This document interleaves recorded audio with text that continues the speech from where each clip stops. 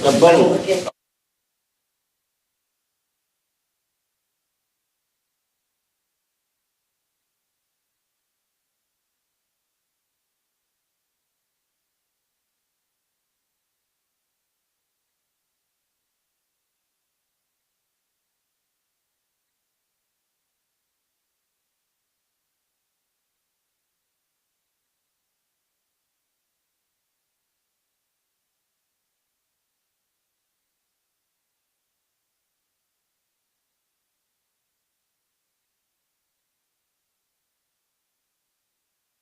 Good everyone. This meeting is being recorded live on YouTube. This is the Monday, March 2nd, 2026 Joint Board Work Session. Nottoway County School Board, Nottoway County Board of Supervisors. The school board calls the meeting to order. This will be the joint Nottoway County Board of Supervisors, Nottoway County School Board meeting. Supervisors call this meeting to order. All right, we shall have a moment of silence, followed by prayer if you so choose. And then if you are able, please stand for our Pledge of Allegiance.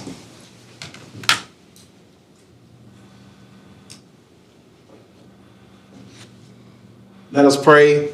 Heavenly Father, we thank you tonight for our school board and our staff. We thank you tonight for our Nottoway County Board of Supervisors and their staff for coming with us tonight and sharing with us as we work on this work session, as we deal with the various issues that are facing our school division and our county.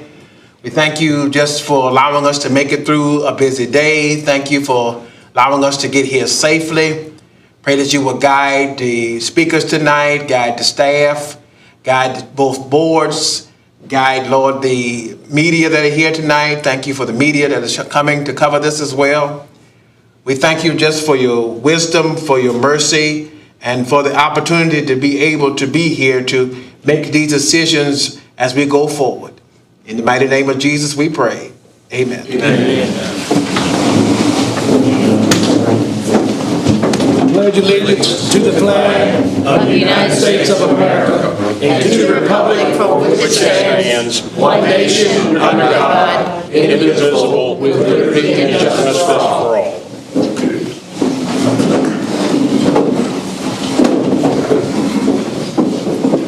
All right, do we have a motion to approve tonight's agenda?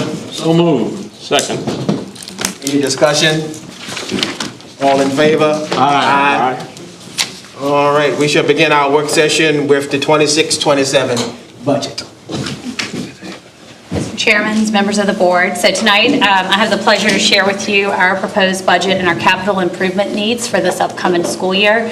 So our budget is kind of twofold. We'll have the data and we'll have the figures for you, but we'll also have the reasons why behind what we have in the budget to help give you some perspective and some understanding with that. So I'm not normally on this side right here presenting, so I'm a little out of sorts over here. So Dr. Lewis is going to help me out with the why. So as we begin tonight's work session regarding the NCPS fiscal year 27 budget, I want to pause before we talk about any numbers, about charts, about percentages, or the required effort for this county. Because this is not first about a budget. It's about children. Over the past year, this division has made measurable, undeniable progress. All 6 of our schools are fully accredited. Nottoway High School is recognized as a distinguished high school and carries community school designation. Our primary and our intermediate schools, as well as the middle school, are showing significant gains. We are fully staffed with dedicated professionals. That progress does not happen by accident. It happened because the community chose to invest in the school division. But progress is not the finish line for us. It is the responsibility. Tonight, we're not presenting you with a wish list. We're not presenting an expansion. We are not presenting any luxuries. We are presenting a needs-based budget that has been examined line by line, a budget built around the required local effort and the required local match only. A budget designed to maximize every available state and federal dollar available to us.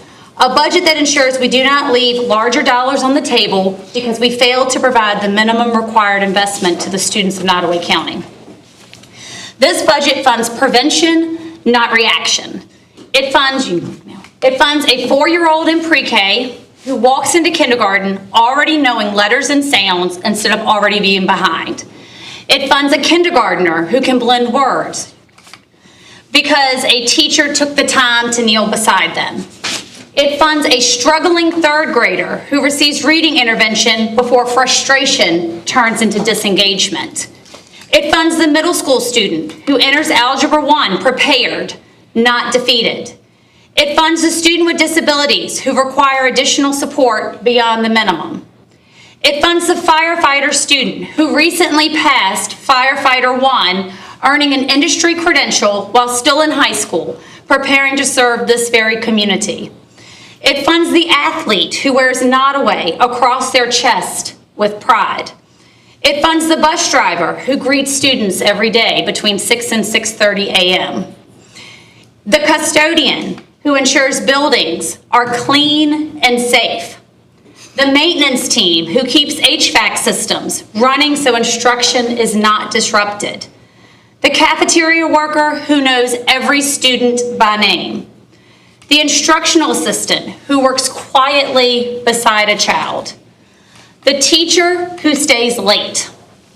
The administrator who carries the weight of difficult decisions. Our students deserve the best we can provide, not because it's convenient, but because it's right. Public education is the single largest economic development engine in Nottoway County. When families consider moving here, they ask about schools. When businesses consider investing here, they ask about workforce readiness. When property values rise, it is tied to the strength of our schools. When students graduate with credentials, whether it's the firefighter certification, a dual enrollment credit, or any other industry certification, that strengthens the tax base in the future workforce. Failing to fund those required match dollars does not save us really any money. It forfeits the larger state and federal investments. It defers the cost into remediation down the road, dropout recovery, social services, and then long-term economic strain on the county. We have examined every single need that you will see before you this evening. We have tightened anything we possibly can where possible in our budget. We have aligned expenditures to what the priorities are of the school division. So we are asking for what's required from the county and really nothing more. This moment is really about the partnership between the county, the Board of Supervisors, the community, the school board. It's about recognizing that the success we are seeing is fragile unless we sustain it. And it's about choosing to protect the early literacy, the small class sizes, the intervention services, the competitive salaries, the safe facilities, and ultimately providing student opportunities. And I know you have all heard me say before, we are Nottoway and we are committed to excellence. So we're asking for that commitment to excellence because we're funding our schools and not just funding a system. We're actually funding the future of Nottoway. So we'll start that then. You flip to the next one. And I hit on this briefly, but the progress of where our schools are. So as I said, all 6 of our schools are fully accredited in the county. We are extremely proud of where they are and the work that they have made. The high school is a distinguished high school and also the designated community school status. CPS is on track with their accountability measures. BPS, NIS, and NMS have showed significant progress. And I am really proud to say that we are still fully staffed with dedicated staff to the school division. Just not people that show up, but people that truly want to be here each day. So then the state says this report comes out, and I believe the Board of Supervisors has received this report that says that in fiscal year 2025, it says that Nottoway was funded at 140.84%. Okay, well that's not exactly right. And so Heather and I kind of want to go into that. So yes, that is what it says we are funded at. But that's also including information from the annual school report. The annual school report is due prior to the audit when it comes out. When the audit comes out, it tells us that there are certain things that must be accrued back to the previous year. That report that you're seeing is 100% based off of the annual school report that we receive. It also includes any carryover funds that the school division has encumbered through expenditures. So it's really important to note that that fund that you're seeing at 140% is really not 140%. It also does include the required local match. And I'm going to talk a little bit about that more in a little bit. If you So then ultimately, anybody that looks at that report is going to come out and say, I'm confused then. This report's coming out saying 140.84%, so what's making up that other 40%? So I'm going to let Heather talk about that part. Yeah, so the annual school report, as she says, is due September 15th of every year. We haven't even come close to even finishing up audit reports with the county. So anything that should have been accrued back to a prior year was not, because we haven't finalized that accrual list yet with the auditors. So the annual school report, while VDOE uses it to ensure that counties have provided what they're required, because they've got to provide this report to the General Assembly, I believe by the end of October. And Jason Nudo with the auditor, with Robinson, Farmer and Cox, and I've had this conversation multiple years, and most of the state auditors actually would love to have this report not due until December. That way it is much more accurate, because it would then match the actual report that the auditors provide to the state. So it is off. It is not cut and dry.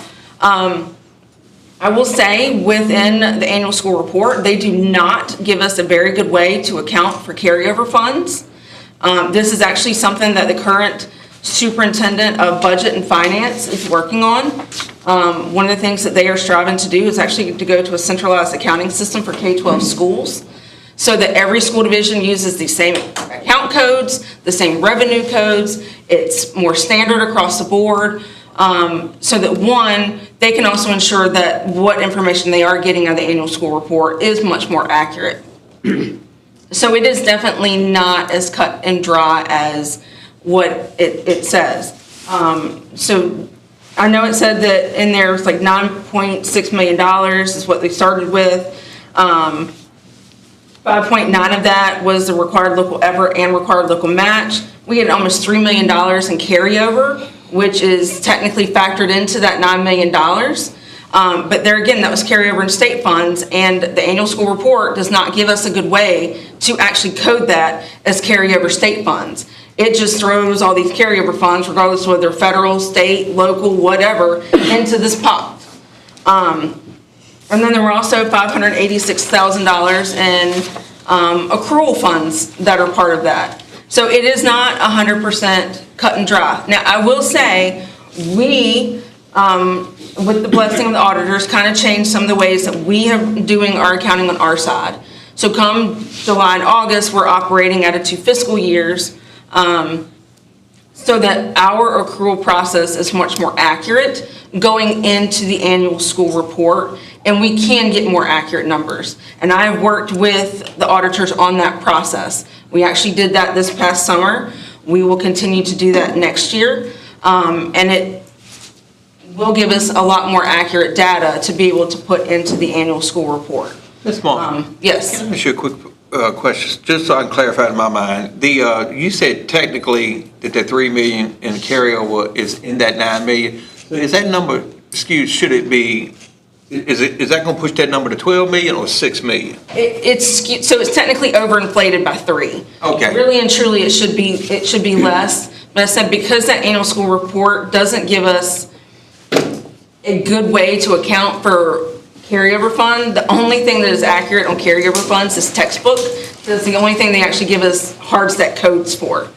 Anything else, cafeteria, school construction, any other funds, we don't have good accounting codes, and that's on the state. It just gets all lumped into this pot of money that has no rhyme or reason to it. So there are some inaccuracies, but I do know with the current, as the superintendent of budget and finance with the state, she's making a lot of strides. She was in my position for many years and many divisions, so she knows the hinge points that all of us have when it comes to doing this annual school report. So I'm hopeful that with the changes that she's going to be implementing and the changes that she's going to be fighting for, that we'll start to get much more accurate reports that will closer match our audit reports as well. Heather, can I ask a question as well? That 40.84%, the $3 million that the county incurred, it was in December of '24. It was actually paid in January of '25. Is that in that 40.84%, probably throwing it off? It may be. I'd have to dive deeper into that. I pulled basically the annual school report and looked at the numbers that they put in the report that you all have, because I wanted to see exactly what lines they were pulling that from.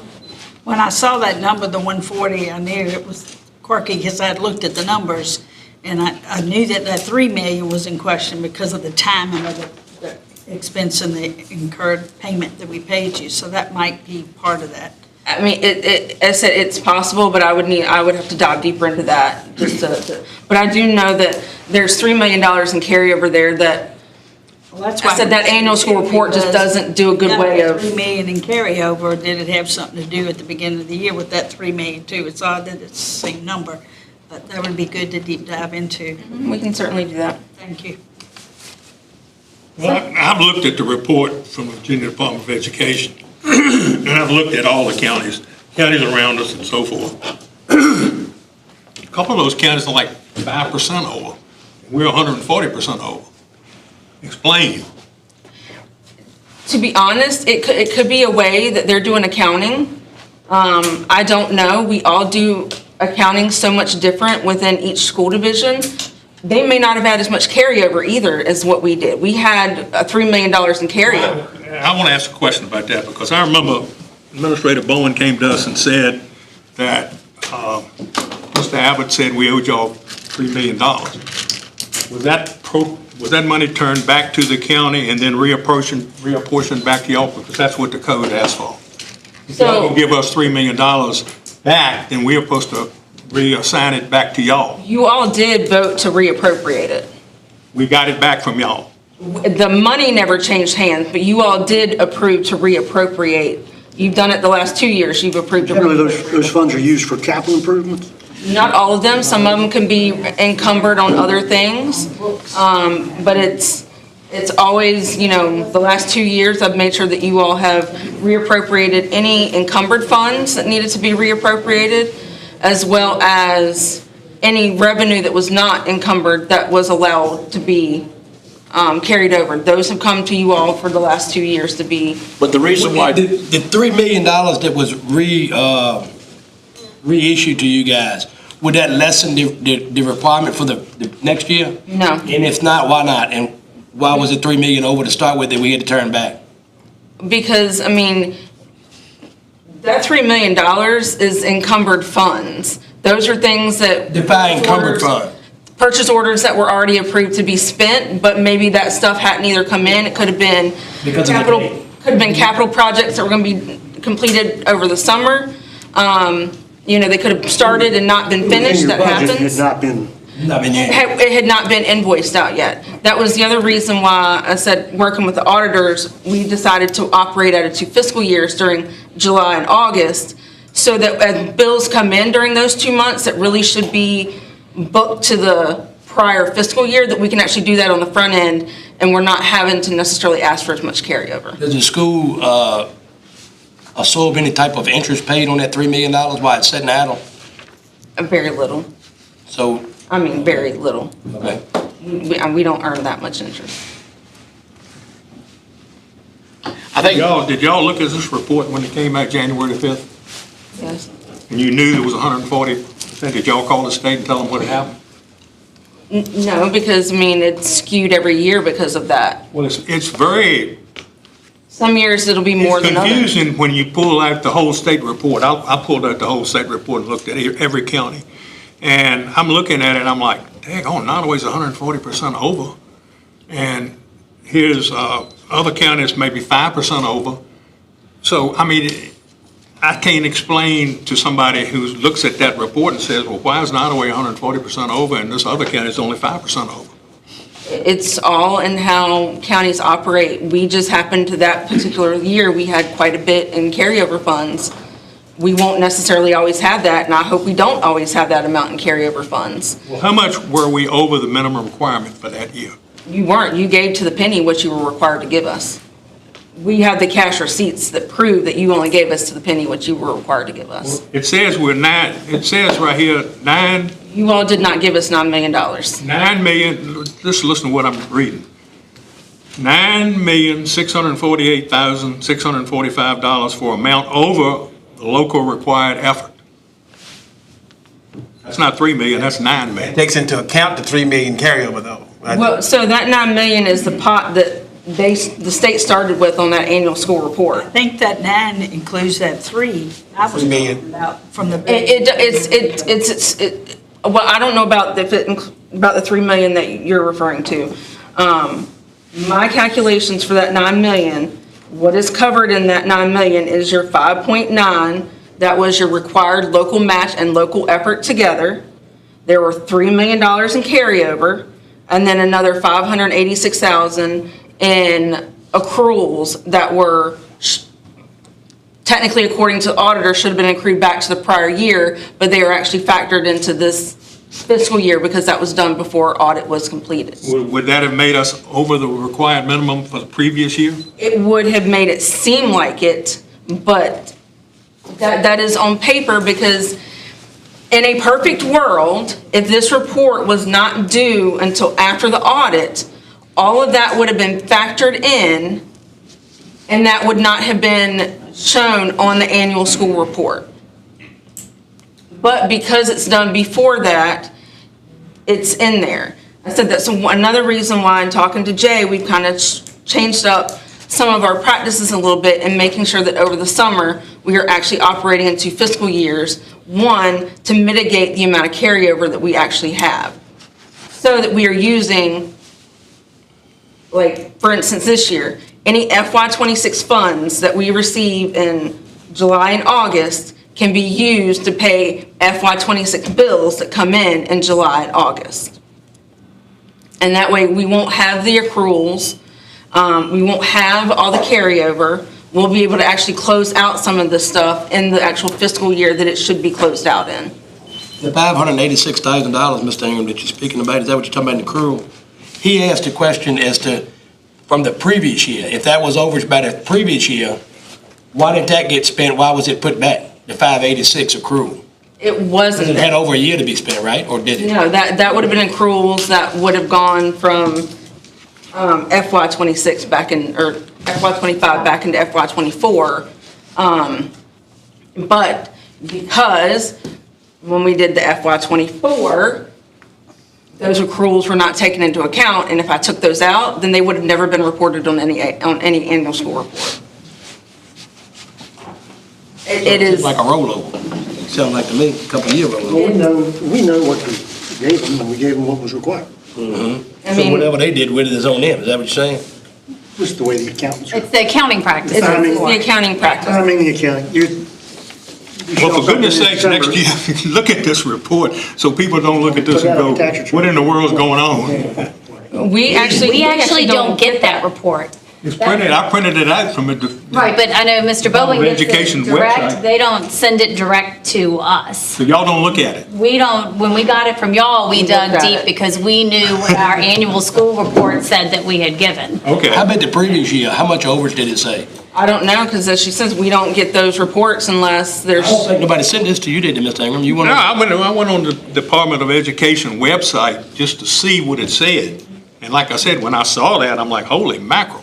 I mean, to be honest, once I submit that annual school report and it says Get that a green you all light that we're good. that you all have met everything and that we've met everything and there's no fatal errors, we keep on trucking into the next budget cycle and season and all of that.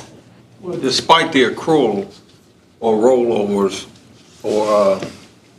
we still, I mean, they could have rollovers of $20 million, and we would still be required to pay the minimum requirement. For that year, the Right. funding year. And I mean, and we had the last several years, at that very last month of the year, lowered what you guys are required to pay based upon our actual ADM instead of budgeted ADM. So we have done that, and I mean, I don't foresee us changing that practice because we like to be honest and transparent about that, but we have lowered that for you all the last several years. I think some confusion comes when you say the reason why the board votes for that $3 million to send it back to you is because you say it is state money. It's not local money. How can you show us what, so you know that local money is not mixed there? It's so confusing to anyone to say, well, the state requires the board to vote to give you that money. We have to vote to give you that money back. But then you say, well, we got to do it anyway, so why do we vote? That's confusing to the board. You see what I'm saying? Why would the state say, well, this has to go back to you because it's all state money? The board, you got to do it. You got to vote for it. That's hard to understand. I can answer that question for you, is because you're the taxing authority. We cannot tax. You're the taxing authority. So we have the power to keep that money. But You do. we voted. You have the power to keep some of it if you choose, which might be disastrous, but Well, that's not the way it's presented, that we can keep that money. So, But it's true. It's true, yeah. It's true. We can't keep. Okay, y'all don't have to. that's right. Yeah, it's definitely true. There's some money that you can keep. Okay. That's not cut and No, no, dry no. like that. if you kept that money, Like I say, there's consequences to it, but yeah. we would not necessarily, the county would not have made their required local efforts. We gave it back, because it has to be appropriated back in the next We year. check for 6.1. There's the required local money. Later in the year, you said, well, I've got this money we didn't spend, you need to just allocate it back. State funds. We still write you a check for 6.1. You don't get to subtract. Explain the requirement of spending local funds before. I gave it to you. You have to spend local money in concert with state money. So Requirement. if we voted not to give that money back, and you've already obligated for the bills because you just didn't spend it yet, we said, no, we're not giving it back. Then how do you pay your $3 million bills? worth of encumbered funds that we could. You had a deficit at that point. Yep. But it leads to the question where Steve said, well, why does he even need to vote for it? If it's already been obligated to you once, and you didn't use it, why would we have to turn it back? Wonderful Virginia Sounds code. like the government to me. Good old government. Might be getting in the weeds with that, though. Yeah. How many, I did read, in the fall maybe, when school was starting and you guys were doing your ADM, some of your teachers brought students with them that don't live in this county. How many students do we have that aren't being taxed? We get ADM for all of We those could- students. yeah, and every But the student. county is paying for those students required local match. And we're not receiving taxes from their parents. I don't have those numbers right offhand I don't. with me tonight. Aren't they charged a fee though if they come outside the county? No, some counties charge a fee, right? Some counties do. Nah, but you- Small. We get more if we don't charge a Charge a fee fee. and we actually tag them into ADM. Because if you charge a fee, then you cannot tag them into ADM. Oh, okay, I got you. The ADM is a bigger help from state and federal funds than it is local funds, even though it is a difference in the local funds, but it's You're getting more more. helpful. Oh, you're getting a big number from the state.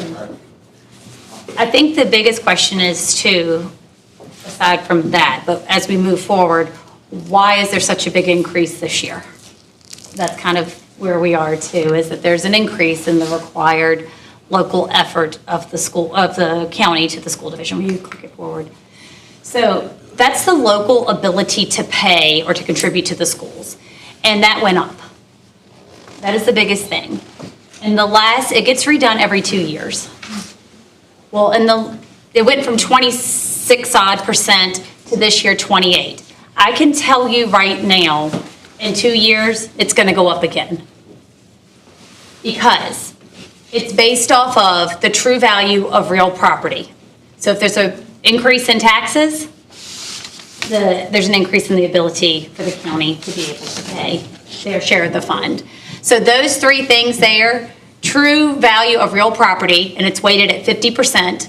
The adjusted gross income is weighted at 40%, and then the taxable retail sales are weighted at 10%. So as the state share decreases, the local has to go up. So Explain that true value of real property weighted at 50%. Based on our assessors. the assessment. So if a property assesses at $100,000, then weighted at 50%, are you saying that the taxes we collect, the school would be eligible for half of the taxes we collect? It's a calculation. That's the way they Those things are weighted in to figure out what makes up the local composite index. So at the end of the day, it's supposed to be ideally 55-45 is what the state versus the county is in their ability.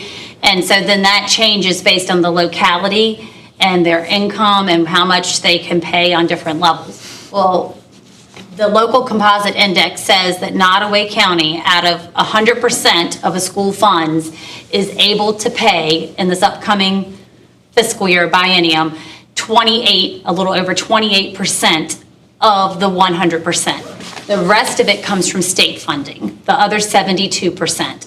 So when somebody hears a That's a budget. calculation right there that probably nobody in this room knows what it really is. That is they the haven't- calculation that the state does. That's the state's calculation. So nobody in this room probably knows how to do it. They tell you exactly if you want to go figure out, but I it's just wanted to be not an sure. easy I process. just wanted to be sure I wasn't the only person that didn't know how to do that. So Fairfax is a wealthier county. So they may only have a 10% local match, or excuse me, state match. They might be paying for 90% of their schools. We're not a wealthy county. What is the required local match this year for Nottoway County for fiscal '26? We're gonna, well, it's there. We'll get to it in a minute, but with the budget based on an ADM of 1675, which has been lowered from where we currently are, the local composite index has increased to the 28.2% for the next 2 years. The anticipated required local contribution is $7.3 million. That's an increase of 1.1 from fiscal year '26. That includes the local effort and the local match. Correct. Yes. And we're going to break the effort and the match down as to what it pays for. Dr. Martin, so the more the Board of Supervisors raises taxes, the less the state is going to pay towards the school system. And just so you know, the LCI for FY '28 and 27 and 28 is based off of 2023 data. And the next biennium cycle, it'll be based off of 2025 data. So that's why we're saying we're absolutely certain it will go up again in 2 more years. To raise taxes. But if you don't raise the taxes and the value of the real estate goes up, that's going to raise it automatically. 50%. Yeah, it's not the tax rate. It's not the tax value of rate, it's the property. value of increase in the real estate. That's correct. Otherwise, we'd have to equalize below to get it back down. Exactly. That's what we'd have to do. The only way they know is when they do the audits. So just lower everybody's taxes. That's exactly right, they do that. But I still think it's on assessed value, not the actual taxes collected. It's the value. Just assess it. Half of it is. We'll assess it. What value Assess it, do so. you assess taxes at? That- Property value do you assess the taxes at? It's the currently established property value, right? Yes. So my property value will stay the same until when? Till it's reassessed. Until it's reassessed. Who decides if it's going to be reassessed? The Board of Supervisors. Or supervisor. So that's when the state will know. So if all of our property values go up, that number will change. If all of our property values go down, that number should drop. Remember, that amount is for 2 years and it's off of the last. So it's already behind. So it's already going to go up. And we're reassessing every 4 years now instead of, what was it before, 8? Six. My proposal was 5, but y'all didn't accept it. We might go back to 6. I mean, we anticipated, even before this came out, that we were going to see an increase, and we were at 26, and we felt about 28-ish. We would anticipate 30, maybe a little bit more than 30 when it comes out, which means the state share goes down a little bit more, because it says that the county can pay a little bit more, so the state goes down. Dr. Martin, you guys are right in a spot where I had several questions. Increasing ability to pay. So is the school asking for the full amount of the increase of the 1.1 in that? Okay. That we're asking for the required local effort and the required local match. Okay. Now, straightforward and honest, the county is required to give the local effort. Right. You are not required to give the local match, but we're going to talk about what that does. That eliminates 54 jobs in the school division.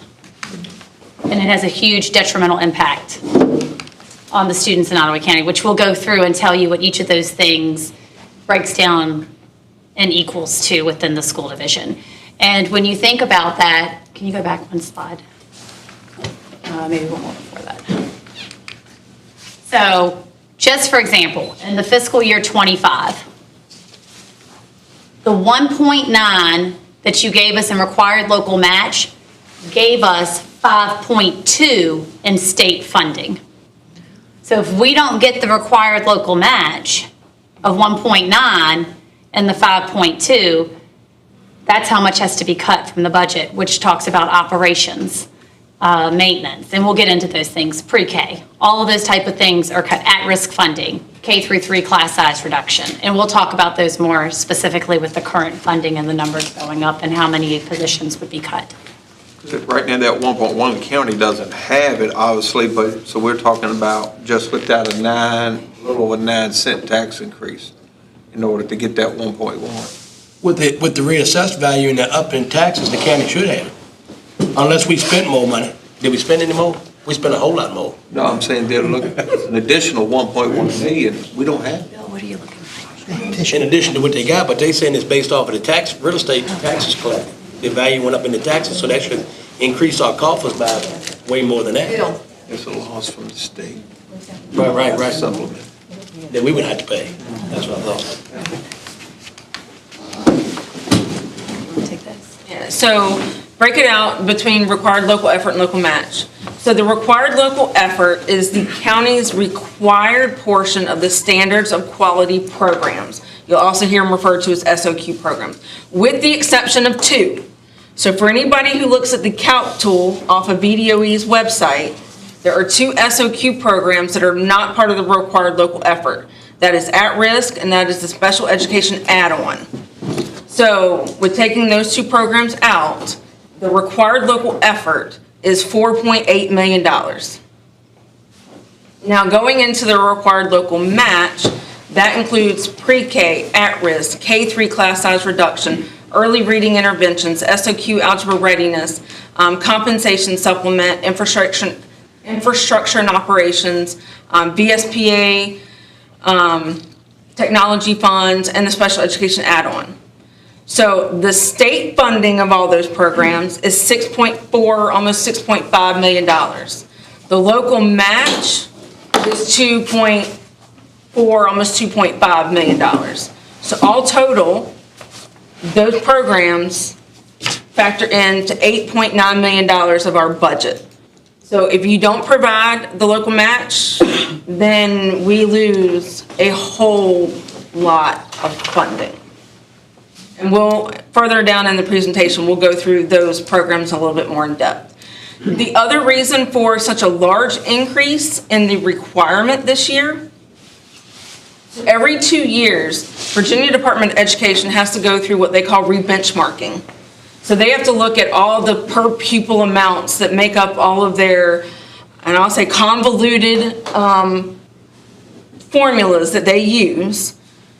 And they have to adjust those. A lot of it's adjusted for cost of living. A lot of it's just adjusted for, inflation, for whatever factors that they look into for that.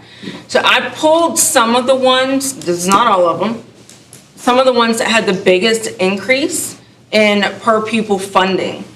Normally re-benchmarking is not fully funded in the budget. This year it was fully funded in the governor's budget. Normally there is this little supplemental line where the state gives us some money to cover what wasn't funded that doesn't have a match to it. Well, this year they're not doing that. Everything is 100% funded in the budget, which affects your requirement and your match. So I wanted to just bring that up just so that you understand that there's a whole lot of factors that go into that huge increase of $1.1 million over what you all are paying this year. Other question. talking about the re-benchmarking, it was fully funded in the governor's budget this year. So we go on with it because it was fully funded. Suppose it's not fully funded next year, are we supposed to? So currently, in both the House and the Senate budget, it is still fully funded. Now, next year, when they do an amendment to the budget, that could change. And, we just never know year to year. A lot depends upon, state revenues. They may have to make changes. As of right now, it is fully funded in both the House and the Senate budget. But what I'm asking is, if now that it's fully funded, say it is, and we go on with it, and next year it's not, will the locality be expected to pick up expenses? No, the state would pick up, like they've done in the past, and provide us a supplement to offset that. And those supplements, like there's a supplement because of the lack of food and hygiene tax. We get a supplement to cover that because it's not factored into the sales tax anymore. But there's no match or effort, no local requirement is required for that. That is just extra funding that we get to offset that.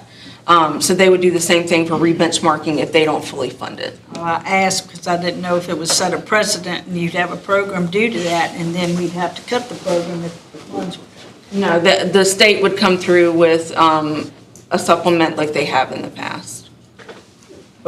Dr. Martin, Ms. Meyer, it's another question that I actually had here was basically, do you guys have any programs that were started with grant money that is now fully funded by taxpayer funds? No. Going back to Mr. Abbott's comment about with the taxing authority. So these programs, let's go back to the local match, which the match is what it says, the wording match. Okay. Does the school board votes on these programs? Does this come in front of the board of supervisors and say, hey, we're going to apply for this program? We don't get into that. You do that, right? Okay, so this board never voted on, hey, this program, we support this. We just get the news that the local match, hey, you're going to get this, the state's going to put this kind of money, and then local money's got to come up with it, right? I mean, really, they ask me these questions, and they think it's another, I don't want this board to think it's the previous board has done anything to cause the board of supervisors. Yeah, the only thing we have to do is once you all approve your budget, which includes ours, and it's appropriated, there is a state report that we have to go in and say and certify that you provided the match for this program, this program, this program, this program, this program. And you pick some of these programs, I'm asking, so you could reach certification, or whatever the terminology is. You could, taking required local effort aside. Take it off your side, right? So required local match. If we didn't, we would have to look at all of those programs and say, oh, if we didn't get all the required local match, which one are we not going to go with? But does some of these, I guess my question is, does some of these required local match help you get accredited? Oh, yeah. Okay. If we didn't have. But now you're accredited, right? I'm asking. We have schools that are accredited, we have schools that are on accountability track, but, so let's say you don't fund the required local match. That's 54 positions in the county that support, our teachers, our custodians, our maintenance people. If the schools aren't able to function and be operational, and we don't have reading specialists, or we don't have these individuals and class size rise to 25, 26 kids in a class, we won't be fully accredited. Could you explain accountability track? Okay, so there's two different, so we have the accountability system that just came out that's under a revamp again with new administration. We also have the accreditation system, which is part of the Code of Virginia that says about schools being fully accredited if you meet certain criteria. Our schools met, and it's a report that you have to certify for being fully accredited. Then the accountability system looks at your reading, your math scores, your student progress, your student growth, your chronic absenteeism rate, your, at the high school, secondary level, your dual enrollment, who students that are getting advanced degrees, students that are taking industry certifications and credentials. So all of that funding that you're talking about in required local match, there are things in those areas that we wouldn't be able to provide, which then ultimately is going to impact whether or not our schools are making progress. That distinguished school that we have here at the high school, if we don't have certain CTE programs anymore, we're not going to be distinguished because we're not going to get the points that we need to show progress. And we'll talk, I mean, we'll go in depth for each of those programs so you understand what they do. Can I just ask, have y'all made any cuts?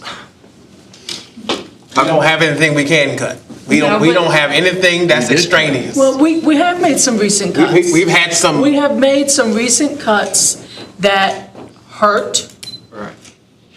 But it was the best decision that could be made looking at the total impact. So the answer is yes.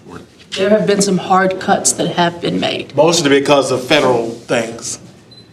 But we also look at every single position, and we have looked at every single position, and we have, in the last, well, since Dr. Martin started in July, there was a vacant position that we didn't need, we didn't fill it. And that means if we didn't fill it, it's not in this next budget. So, I mean, we have looked at all of those factors to make sure that we have exactly what we need and who we need to best support our students. You don't have any open vacant positions that are still in the budget. You cut them all out. We've cut and moved because I will tell you, one of the things within this budget that was the goal and the focus that we heard from the board to build in was that our teacher salaries were the next to the lowest in the region.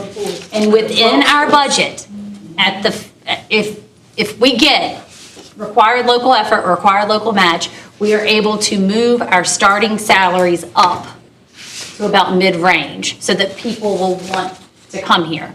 Now, that also means that in part of this funding source, the state does tell us approximately what our percent increase in raises should be for staff.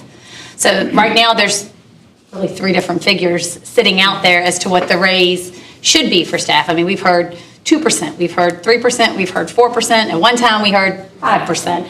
We built our budget without asking you for anything else other than what was earmarked to the school division to be able to calculate in a 3% raise and to get our teaching salaries up. Well, God bless y'all for your patience, and you just hit right on another one of my questions I'm gonna mark off here, is how much of a percentage of your budget is the increase in salary for staff? Do y'all roughly I don't know a percentage, but it was roughly, I think, $778,000. You can calculate it of a $22 million budget. I'm sorry? Of a $22 million budget? Well, so the 778 that I'm referring to is what it took to be able to increase teacher pay. Right, yeah, that's the question I was, yeah, what was that? Now, there's still, other staff got pay raises, but to do the biggest chunk of the work that was our biggest focus, that cost about $778,000 that we were able to find within the budget without having to ask for additional funding to make that happen.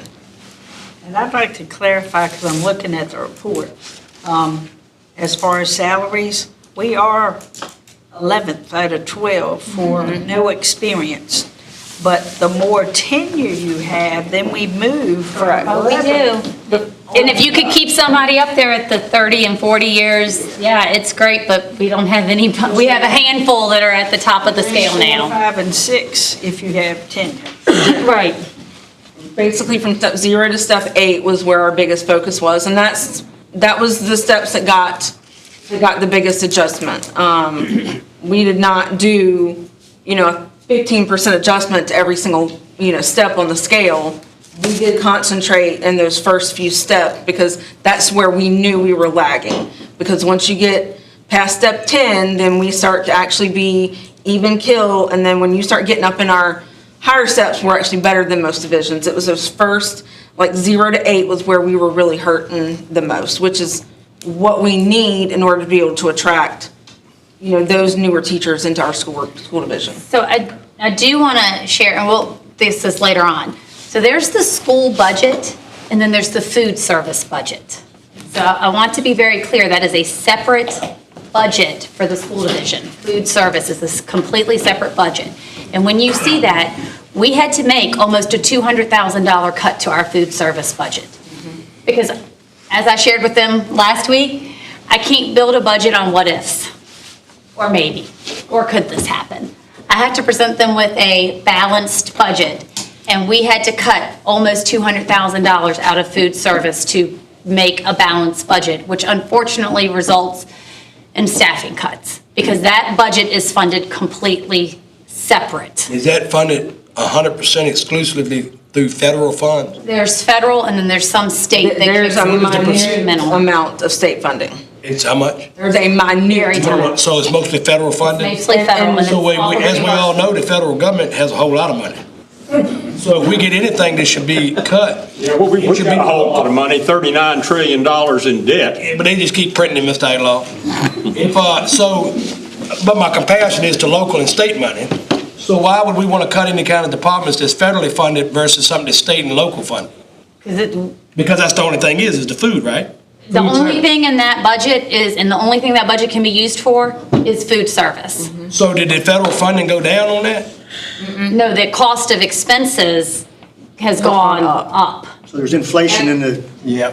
And the USDA rate, one has not come out yet for what the federal reimbursement will be. That comes out much later. We don't know what it is. However, their rate of increase for federal reimbursement rates, which is how we get our money back, doesn't go up at the same rate that the cost of Federal reimbursements Materials. are lower than the, So to be more specific, I got a telephone call saying that it was federally funded, mostly federal funded, mostly all federal, and Nottoway's actually had a surplus in their federal funds for school food services. That's not 100%. That's not correct. Is it any percent accurate? You said it's not 100% accurate. Is it any percent accurate? We saw maybe a $20,000 increase in federal funding for food service. But the And we cost have went to- up by how much? 180,000? Because you said you cut it by 10. We have it broken down. Yeah. Okay, we'll get to it. We get later. That way I'm not giving you figures off the top of my head. So we'll go kind of just through revenues, just so you can kind of see. And I did break this out so that you can actually see the local share and the state share of each of these sections of the state budget. So you have our SOQ programs, which state share is 18,000, local share is 18 million. Thank you. Local share is 6 million. Now, that doesn't mean that that is required local effort, because I said there's 2 SOQ programs that are actually under the required local match. And those were the 2 newest programs that the state added. Can I stop you for 1 second? Yeah. I am happy to share this presentation with you. Yeah, normally we have little handouts, I can write notes, and I didn't get that. But Do you I guess need you're trying, paper to write on? I guess you're trying to cut back on the budget, right? Yes, I'm trying to save paper. Okay, I appreciate Put it in the back. let's save it that kind of way. it. You have to prick your finger to write with if I give We you. have an important meeting Wednesday, so we're trying to get the. I will send it to you later this evening. Okay, all right, thank you. You check your email and make sure that you receive it. We'll take care of it. Okay. So then we have our incentive programs. Incentive programs are the compensation supplement, VPSA, the money they give us in lieu of the food tax and hygiene tax stuff. So that's about $898,000. I can't read from this far, apparently. And local share of that's $127,000. Categorical programs, that's homebound. There is no required local match or local effort, so that is just money that we receive from the state. That's only about $16,000. Our lottery funded programs, now that's a lot of the match programs. That's your K-3 class size reduction, that's your infrastructure and operations. That is a large chunk of your at-risk funding as well. So the local match for those programs is around $866,000. There's a few other programs like Mentor Teacher, and some other ones that don't require a match that are in part of that state share. And then they broke out early childhood and education programs, because they used to be under incentive programs, now they're under their own category. So for our pre-K, we get about $438,000 in state money. The local match part of that is $172,000. So all total, revenue, state revenue is about $22.3 million. The local share there again adds up to 7.3. You can go on to that. Other revenues that we receive. So other local revenues, and we will, I don't want to give anybody a heart attack, we will go a little bit more in depth to other local revenues and why it's $4.7 million. Because that involves a couple of things. One, that involves A&TC funding, and that involves some capital improvement funding, but I said I don't want to give anybody a heart attack. We will go more in depth on capital improvement and what we are asking for partnership on a little bit later on in the presentation. But then we have other state programs and grants. That adds up to about $664,000. Federal programs and grants, that's around $10 million. Pass-through revenues, this is new for this year. So one of the things the auditors and I talked about is pass-through revenues, because we are the fiscal agent for cafeteria funds, we're the fiscal agent for A&TC, we are the fiscal agent for Piedmont Alternative. Well, those revenues hit the main school account before they go to their individual bank accounts. So, in order to make it seem like we're not overspending our budget, we actually needed to make sure we had actual revenue and expenditure lines, and they were in our budget for these. So those pass-through revenues, literally, they just come in and they go right back out the door. They're not Nottoway County Public School money to spend, but we do have to have them technically as a revenue and expenditure line. So that's just new that we added this year, just to make sure that we are accounting for every single cent that comes in and goes out. And then other revenues, that's just rent, rebates, insurance comes out. So I do have a pie chart,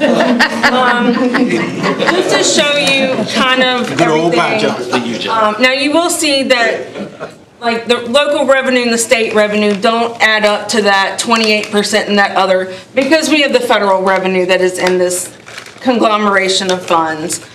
So when you look at all of our revenue sources, that is kind of how it's broken out. You see the state share is the majority of the budget. The local revenue and the federal share are actually not too far apart. And then, like I said, the miscellaneous other, which is just the little bit of interest we get anytime anybody wants to, rent the main auditorium, those type funds are kind of wrapped up into that other. And then I wanted to provide you a General Assembly update, because we do have some information on the House and the Senate budget. Now, what I don't have is how they affect required local effort or local match. They don't break that down, but they do break down kind of what we could see in additional state funds. And they are very far apart. So you'll notice with the House budget, we could see an increase of almost $1.2 million in revenue. That adds money to the special education add-on, compensation supplement. The House has this one-time flexible spending money. Does not require. That does not require a match. Now the Senate budget, that would only give us an extra $422,000. There again, that's an increase in compensation supplement, an increase in sales tax revenue projections, and an increase in the special education add-on and compensation supplement. I know I said one of those twice, and I'm sorry. So I just want to give you an idea, because our budget is based off of what was presented in December by the outgoing governor. So until we know what the final budget is, that is the budget that will be presented is based on the information from the outgoing governor. So there could be a budget amendment that comes down the road based upon whatever comes out in the House and Senate. So I at least wanted to give you information, since we now have this information at our fingertips. And then we can go into expenditures. And I wanted you just to kind of see the areas where our expenditures are broken down into. And you can see the bulk of our expenditures are in instruction. So that is teachers, that is librarians, that is school counselors, that is our principal. That is the largest chunk of our budget. Then you see administration at $2.2 million. That is central office administration. That is our school nurses. That is our psychologist that we use for special education. Those are some of the things that are wrapped up into administration. Then we have pupil transportation, 2.8 million in that. Operations and infrastructure, or operations and maintenance, that's all of our custodial services, utilities, liability insurance, all of that is part of operations and infrastructure. Facilities, $4.5 million right there. We will go into what that actually details a little bit later when we get to capital improvement. And then, as I said, you heard me say a while ago, pass through, the 67,000 line, that is the lines from the state that we have to use for pass-through revenue. So that is there as well. Technology, and then I also just included in here all of our special programs and grants so that you can see that our total expenditures match our total revenue that we have in our budget right now.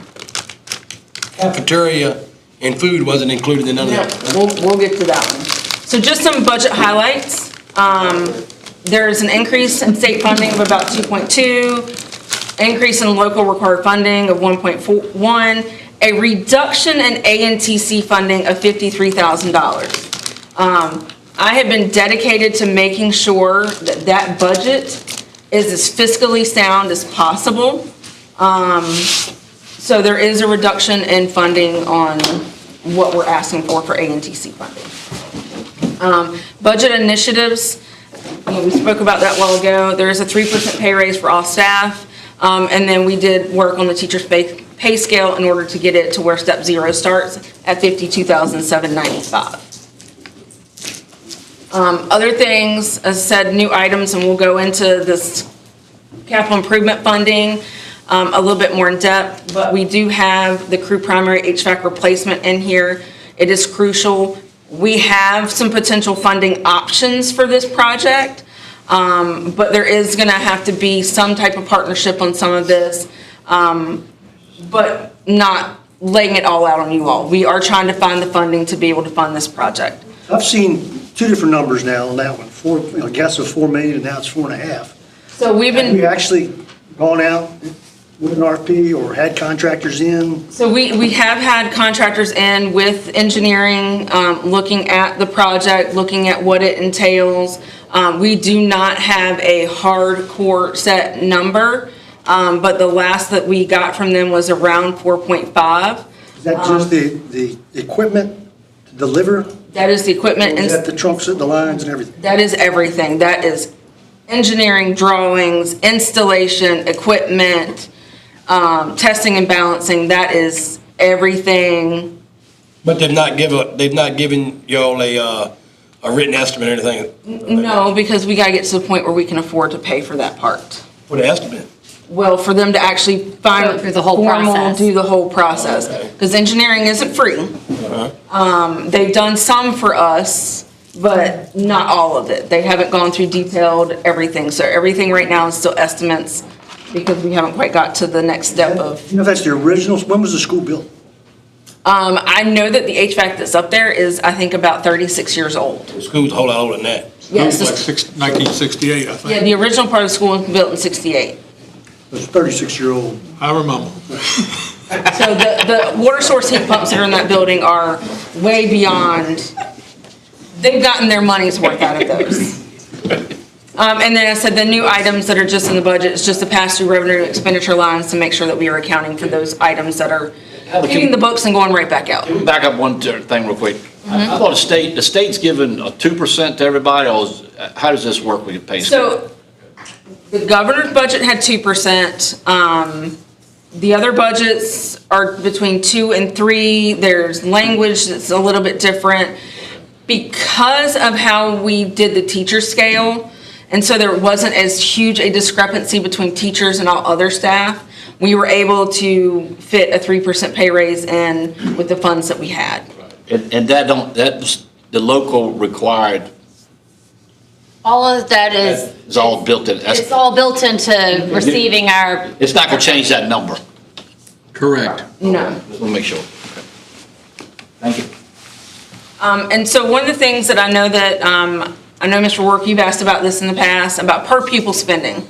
So I wanted to actually provide you all with that this year. You see the FY24 actual and the FY25 actual. You see what is currently in the FY26 budget, which is, an estimate.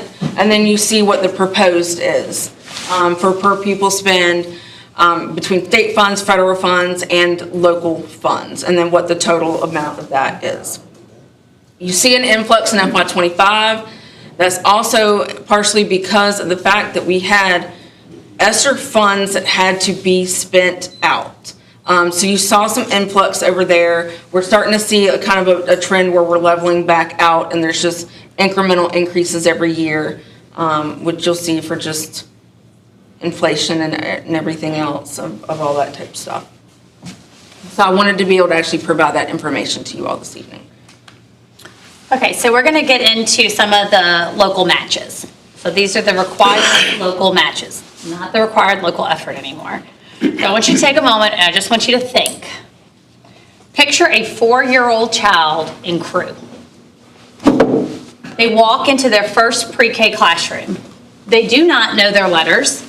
They've never had a book at home. They've never been read to consistently. Pre-K is what changes that whole aspect for them.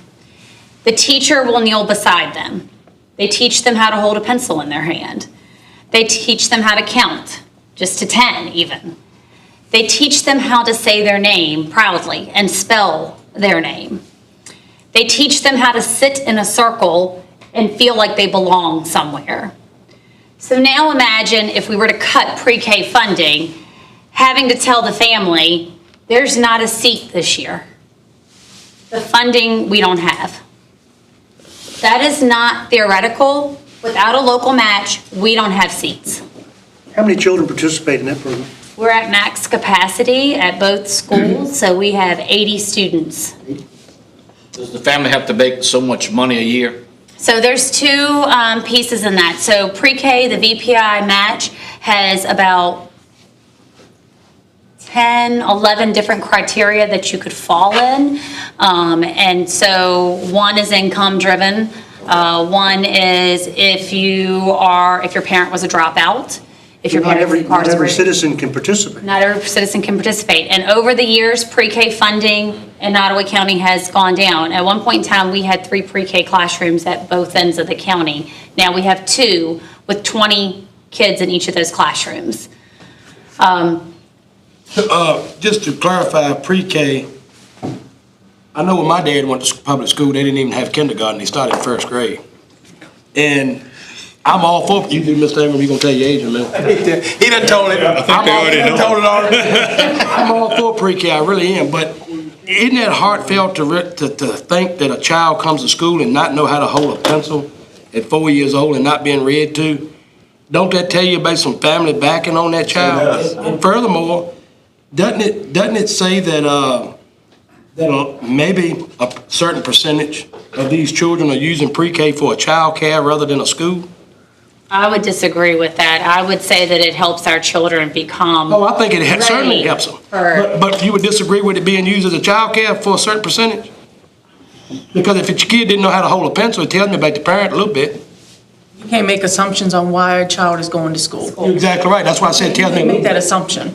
It's hard to make an assumption, but I don't know if it is or not. I mean, I've had parents come to me and say without pre-K, they would not be able to afford child care. So that told me they were using it for child care, to a degree. I can't Still had to meet a certain Criteria, right, I understand. Can't really So say it's not offered to all children. no. But It would be fabulous if it was. there's 2 different There programs. is, there's though. title, so we fund, the majority of our pre-K is funded through VPI, which is through the local match, Virginia Preschool Initiative.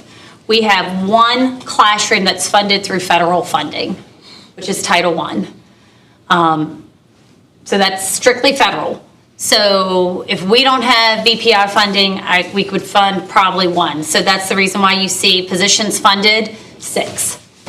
That's an instructional assistant and a teacher. So right now, we have 4 pre-K classrooms. A teacher and instructional assistant in each classroom. If we don't have the match on pre-K, that is 6 people that are cut because we would only be able to offer the one Title I program. So did the state funding, was the reason you went from 6 to 4 classrooms? Well, we actually are entitled to more pre-K funding than what we actually take, but there's a match with it. So we only fill a certain number of slots. At one point in time, and now it has decreased because there was extra pre-K slots available and stuff. At one time, our VPI pre-K funding was like 70-some slots. We've only ever filled 57 to 56 of those slots, because if we go over, then that increases match. So we've kept it at that amount. We can go back up to 6. Let's keep moving, Dr. Moore. I know they're asking a lot of questions. Yeah.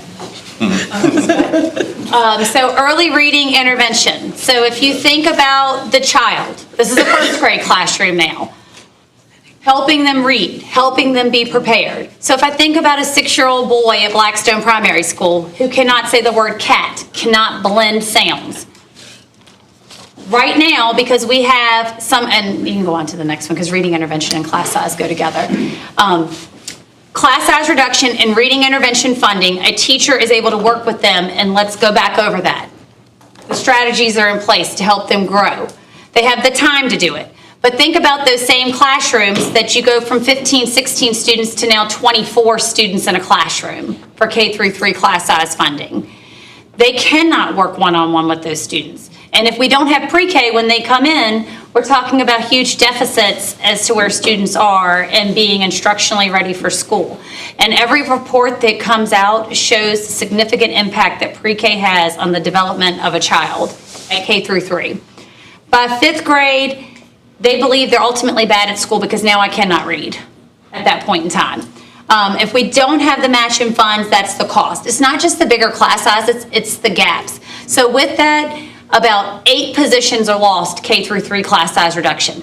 K-3 funds say that we can have, and I don't have this year's budget or next year's budget off the top of my head, but right now it's at 21 students.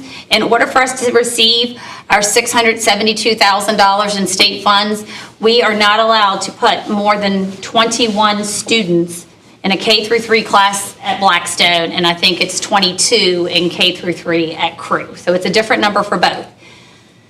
How long have these programs been here in Nottoway? As long as I can ever possibly 10 remember. years?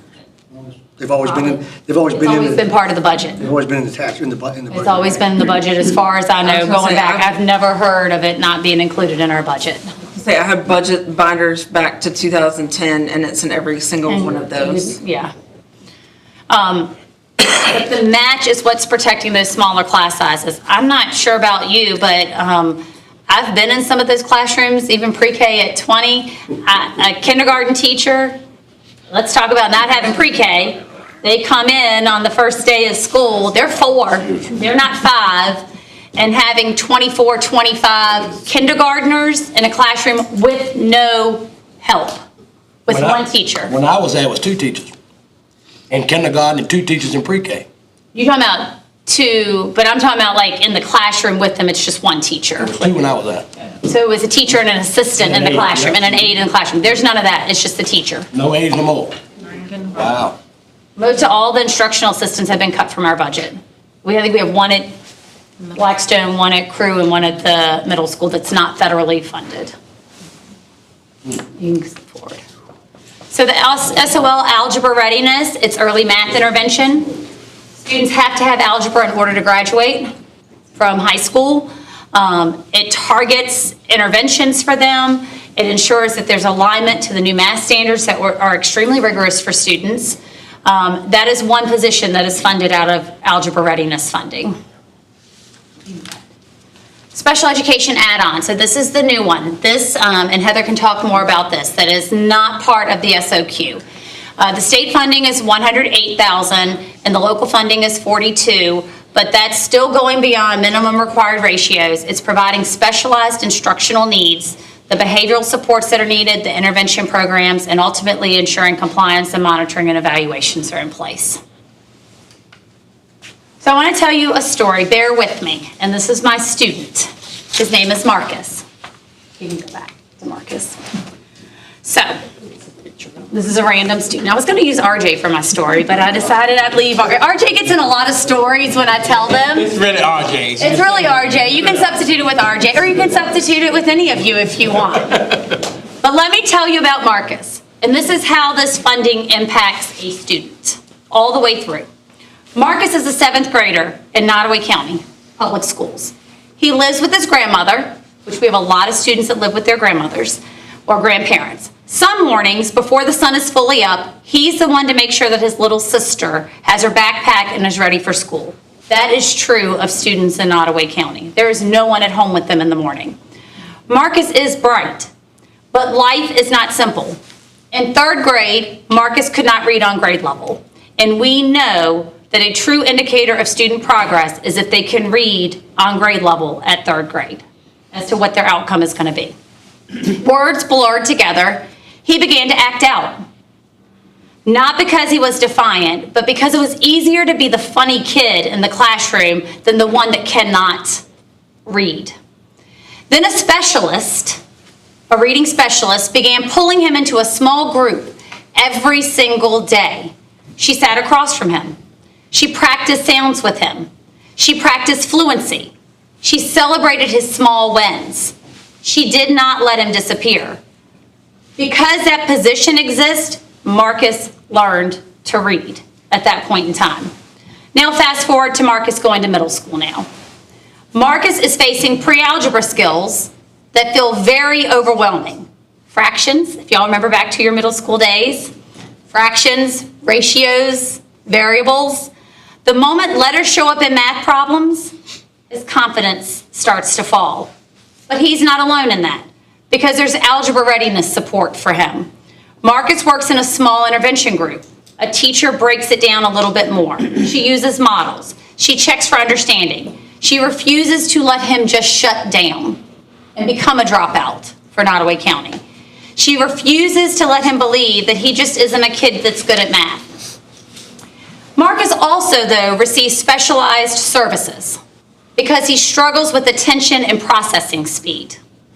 The additional staffing funded through the special education add-on ensures that he's going to receive individualized instruction, not just paperwork for compliance, but actual support to help him grow further. So here's the truth. If a position disappears, Marcus does not get less, he actually gets left in that process.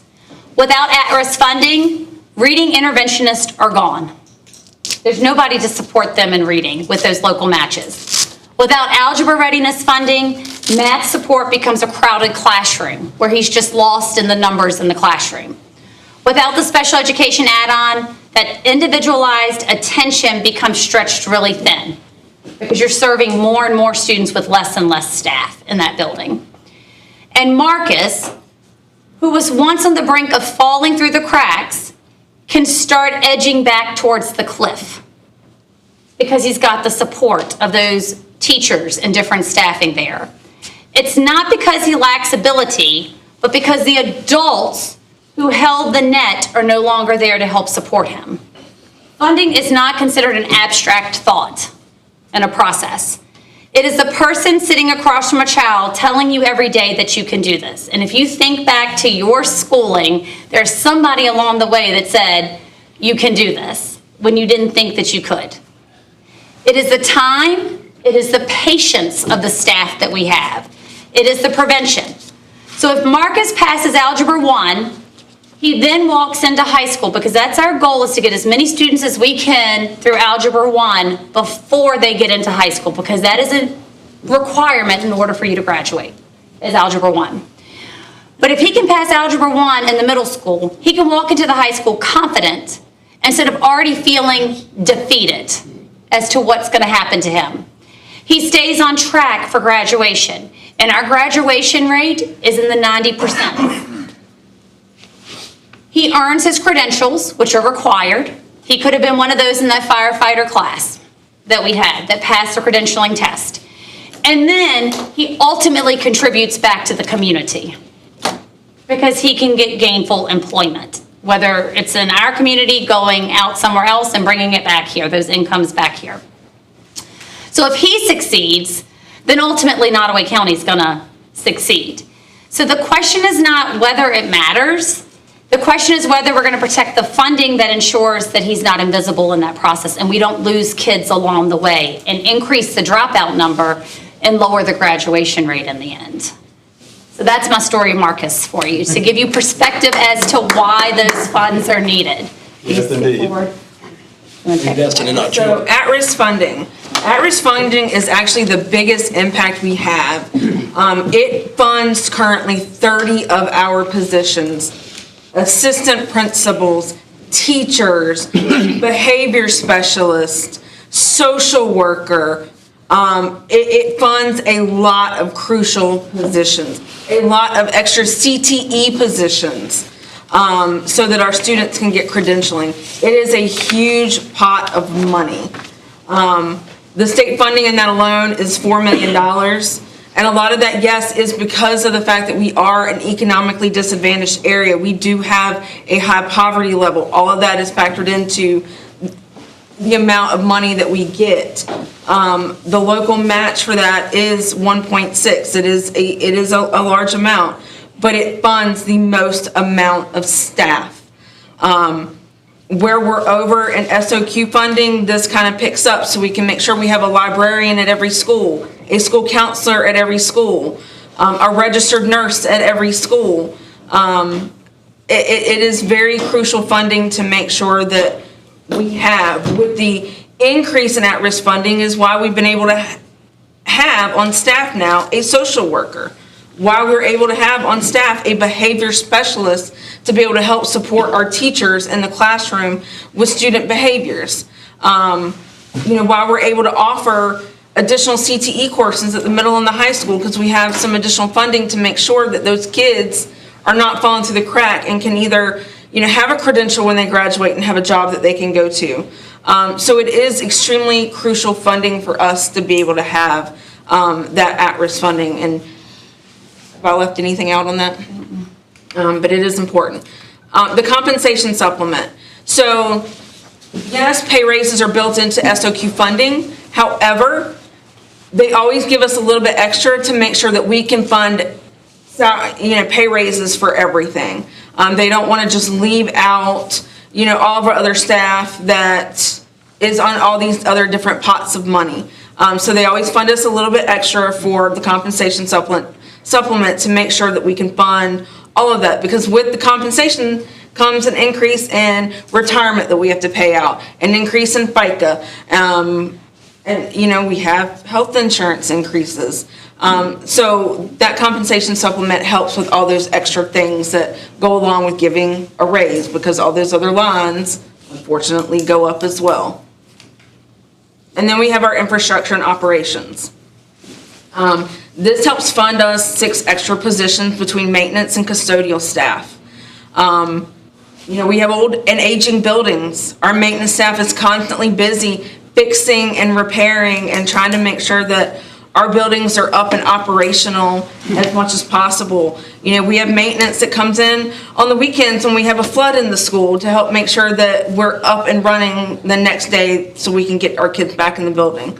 Having that little bit of extra money to be able to give us those 6 positions means a lot. I would really hate to take away custodians out of our school buildings, especially knowing in a time like right now where we've got flu is a big impact in the community, stomach bugs, all this other thing. The extra work they're putting in to keep our schools clean is a huge impact to our students and our teachers. So really, there's this big illusion of what the savings is if you cut the funding. It just defers cost for things later on down the road. If we cut early literacy, then at some point in time, we've got to pay for remediation, summer school, tutoring for students as they get in the upper grades. If we cut any interventions, the same type of thing. We're going to pay in the retention and remediation services that we provide students. If we cut supports for at-risk students, then we're going to pay in having an increased number of dropouts, a lost workforce readiness because they're not getting through high school.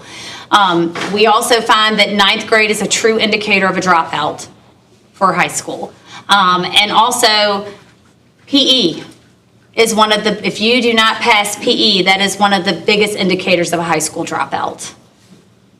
And long-term economic strain, because you're not getting the same workforce. It's not what businesses want when they're coming here. Who are they going to employ if we're not graduating students with the skills that they need because they're not making it through because they've lost supports along the way? So really the bottom line is failing to fund the required match doesn't really save those dollars long-term. Like I said, it really forfeits a significant larger state and federal dollars to us. So every local dollar withheld is really multiple dollars are lost at the state level for us. And then those impacts that we talked about pre-K, economically disadvantaged students, our students with disabilities, struggling readers, all of those things are really impacted when we've lost that local match of our funding. So now we're going to get into that food service budget, which is revenues and expenditures, which is...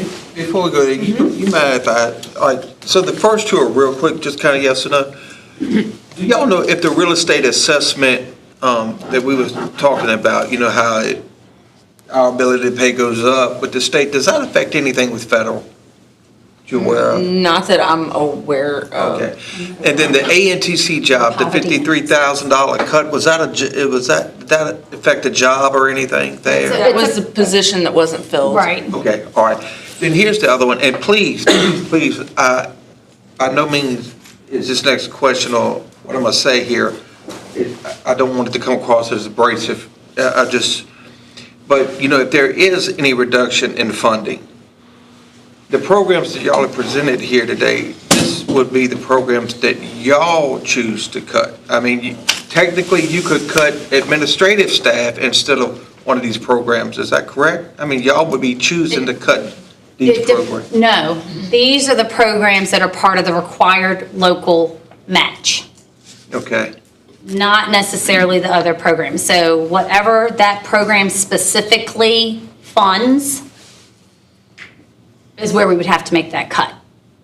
So there's only a certain number of programs that are under the required So local match. the state says they're participating in pre-K. It requires a local match, so we have to have it in our budget as part of that funding, and you show that it was received. If it's not received, We don't have the program. We don't have the program. Does it, like, let's say, so does the board have, could they cut the at-risk $50,000, or does it all come in one big package? It all comes in one big package. And you either pay all of it, or you can't cut it here, cut it there. So you always will have 30 positions with the at-risk. You can't say, hey, I'm gonna cut it in half, and then you get rid of 15 positions. Correct, no. Okay.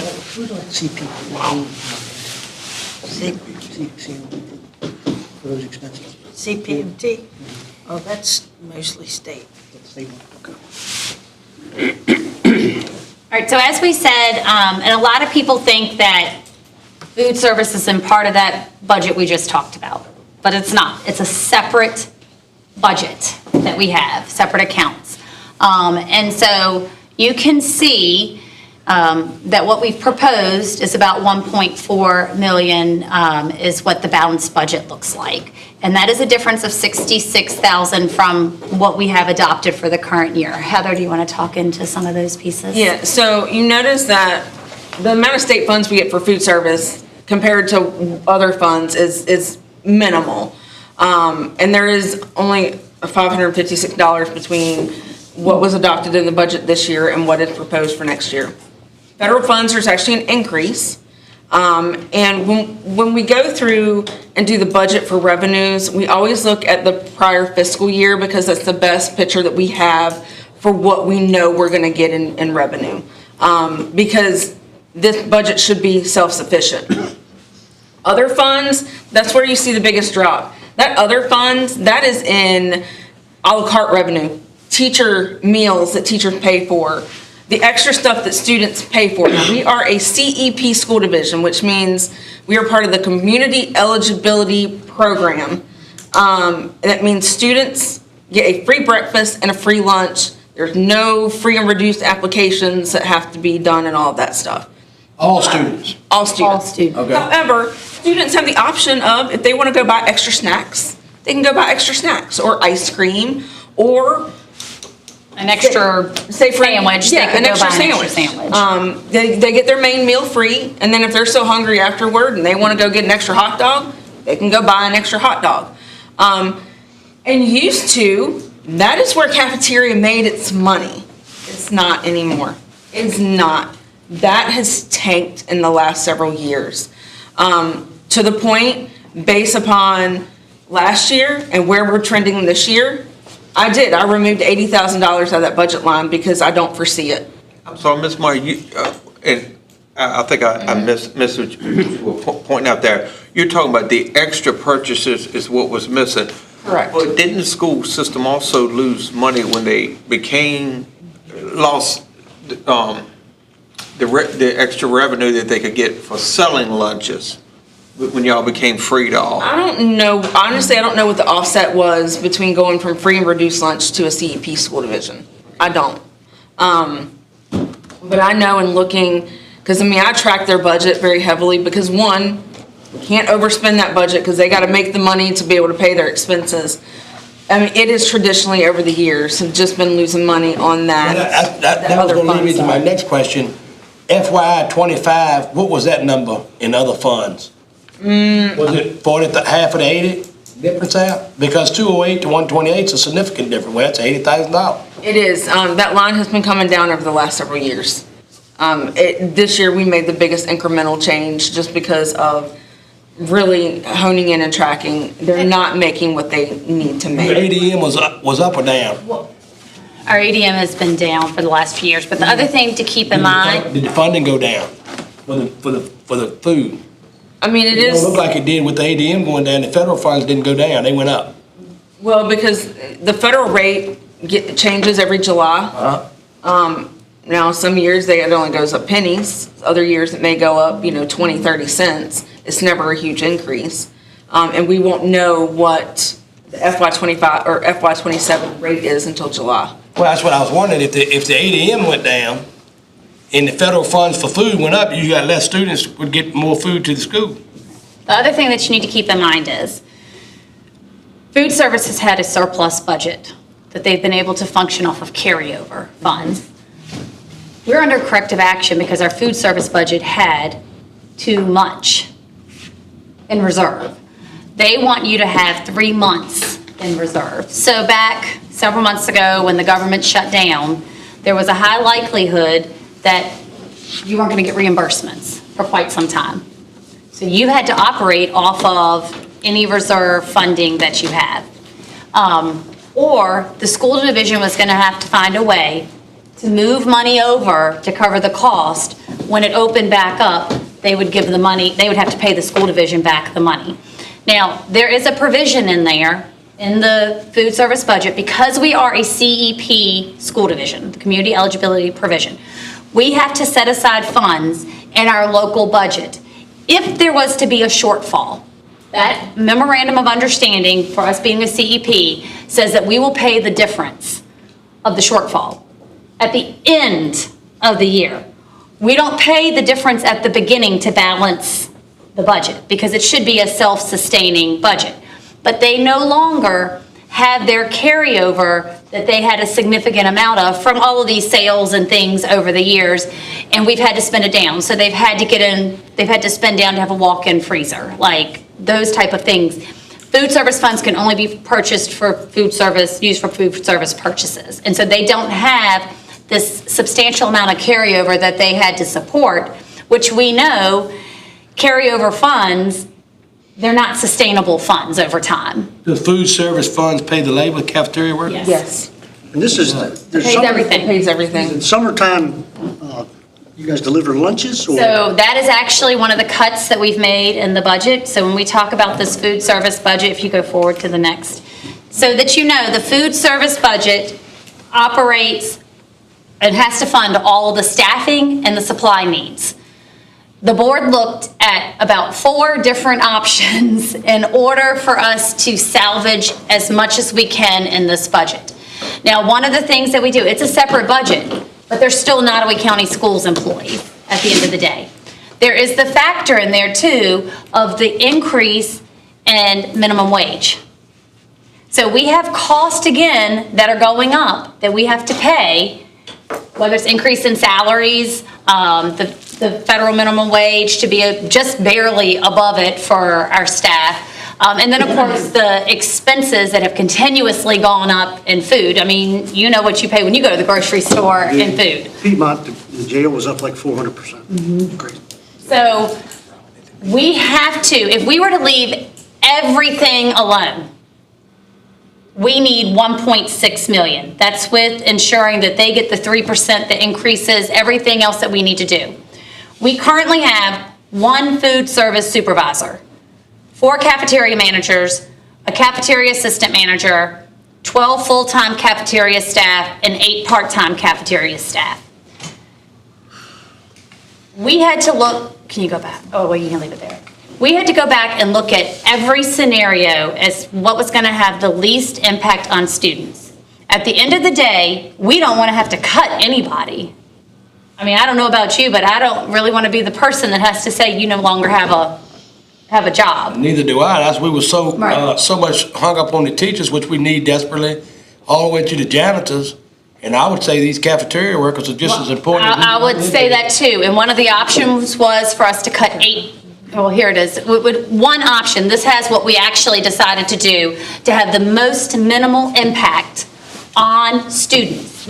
Because we cannot operate with 1 lunch line in a cafeteria because of staffing.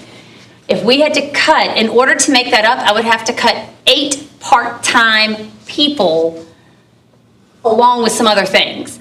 Well, those are 8 part-time people that are just making barely at minimum wage for part-time work.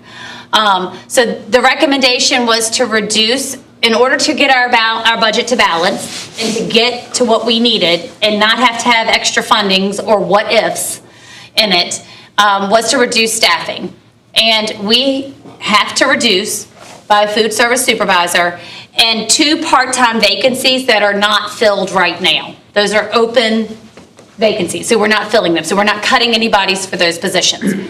I can tell you that we are restructuring to offer something else to people that are having to be cut. To people having to be cut. So if somebody had to be cut, they are going to be offered something different within the school division. But right now, you're only cutting. 1 position, because that 2 part-time vacancies, There's nobody in them. there's nobody in them, so we're not going to fill them. That's counted in, that we wouldn't need to fill them. So right now, they're currently based in the current budget. We're able to operate without them, so we're just not going to fill them at this point in time to save that money. We're going to remove the summer feeding program. That's what you talked about with the bookmobile going around. We don't have to do that, so that cuts funding. That does not cut the food service for summer school, though, because when summer school's in, we have to provide food for them being here. And then we're eliminating the banquet salary line for that. So with those things cut, which have the minimal impact to students and instruction in the routine school day, we are able to make up that difference of almost $200,000 that we have to save in this budget. That is different. And as I told you, the school budget has to have a CEP food service repayment line in it. Well, let me ask you this. In the prison system, which is obviously state-run, they've got instead of, yeah, I hear you. I don't like you really categorizing over here. Okay. The food service supervisor is also a nutritionist. Does this supervisor right here, is he or she responsible for the nutritional stuff that goes into our students in Nottoway County? Part of their responsibility is ensuring that the menus are nutritionally aligned with the state and federal So guidelines. who would take care of that? Why not let a manager go if they don't do that? The cafeteria managers technically, and honestly, they want to be able to have more autonomy over their menus. They would be held more responsible for putting those together, but ultimately, a lot of the paperwork with the state would fall on myself and my staff. So a manager at Crew Primary School, just for instance, in Blackstone Primary, not having a head person say, we want this same amount of food on each one of these trucks, they may be ordering pizzas for Mondays and Fridays, while Blackstone may only get pizza for Our Wednesdays. primary schools have very similar menus. They would have to work together They on work their menu together. planning Yeah. to make sure that they are, There'll still be a manager. and the Because the manager also can work. Those managers will be there, but they'll still have a supervisor. It's sitting right there. Right, okay. Well, between myself. So it would be her obligation to take care of the nutritional part then, taking the position of, Correct. And the cafeteria managers are required to have so many hours of professional development every year. So part of that would be getting them additional training on menus and nutritional values and all of that stuff to make sure that they are able to also, help make some of those decisions. well, I wish we was cutting more local funds rather than this federal funds though. Well, I Because don't have any local funds to cut in this budget. I understand, but I'm saying most of this is funded by federal fund. Correct. But it gets, I know, let's go home. Yeah, but it's only refunded, it's not funded. Yeah, it's reimbursed. Refunded, not funded. reimbursed. They're paying for it, not away taxpayers. We have to pay for it first. Right, but they get it back. But at the end of the day, everybody pays for something in the process. Absolutely, we're still paying federal tax. Yeah, exactly. So the big last area is capital improvements. And one of the things we were asked for was to really, where did the video go? I'll back out and put it back up there. It's asked to state where you've heard about capital improvement needs and what's needed and those different types of things. I don't know where the video disappears to. we wanted to make sure you all understood what we have dealt with in this school over the past 12 months. So as we talked about, the highest capital improvement need we have is the HVAC system at Crew Primary School. As Heather has here, we've had 8 floods within a 12-month time period due to ruptured HVAC pipes. And the estimated cost, as we talked about earlier, is about $4.5 million. So this isn't raining in Crew Primary School. Back during the summer. Literally tiles falling from the ceilings. That occurred, a day or two before teachers were to come back? I think we met that day, was waiting for you to come to your office and y'all were down there. We were down there cleaning up. I remember that. Yeah.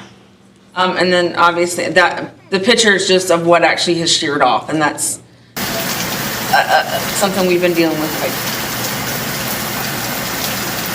Every time that happens, you're talking about more expenses because we have to redo the floors. We don't know what's in the infrastructure underneath the walls where everything is seeped in and settled in those classrooms.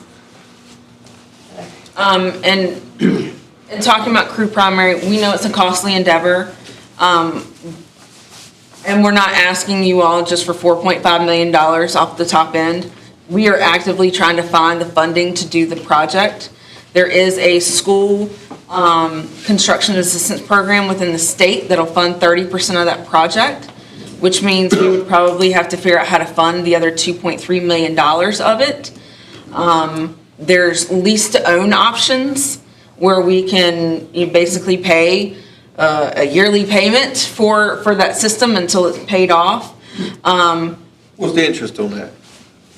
I can't remember. I should just, I'm gonna say, I've had it up. In that? The school's getting ready to pay off some financing, I guess, from previous work. Yeah, July. The 2007 27. bond issue will be paid off, I guess, after next fiscal year. I was gonna say I had it up. Yeah, so it's about $166,000 for 20 years, and she was using a 3%. That's for the 2.3?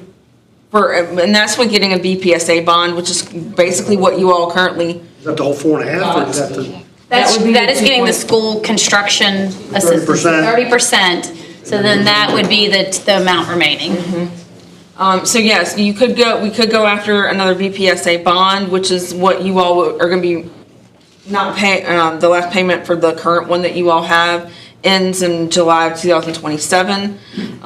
So we could go after something like that again. We have a lease to own option that we could do, which would be financed as well.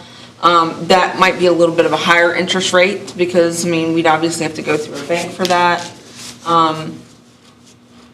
There's literary loans, but based upon what I know about the literary loans right now, the state really is not giving any additional literary loans out.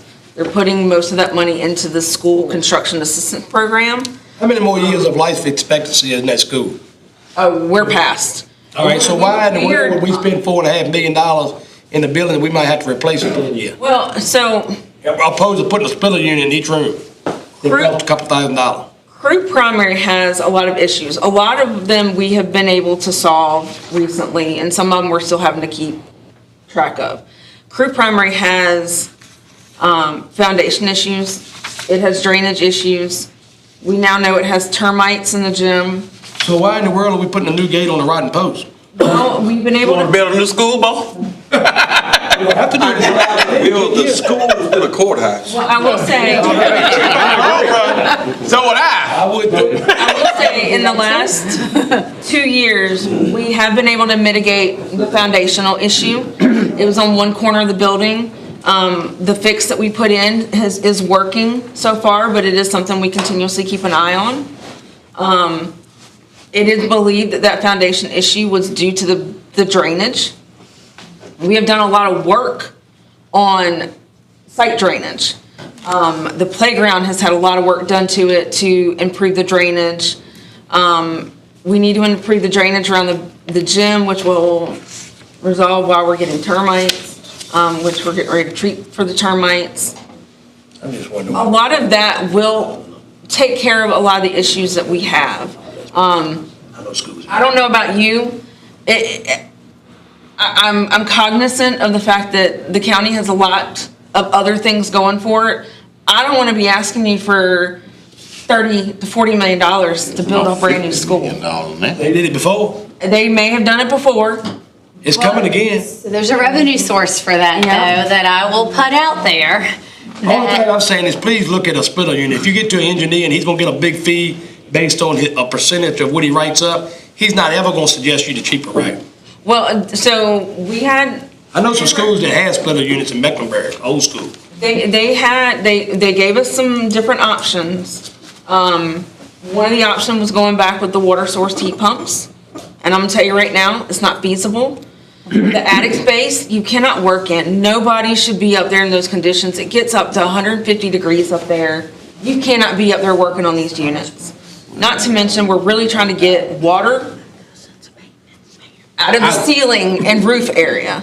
That splitter unit would eliminate that too. So the biggest thing that we were looking at is going with, it's two IntelliPack, two pieces of equipment that'll provide the HVAC for that entire school. It takes the water out of the equation. There's still some water in it, but it's completely different.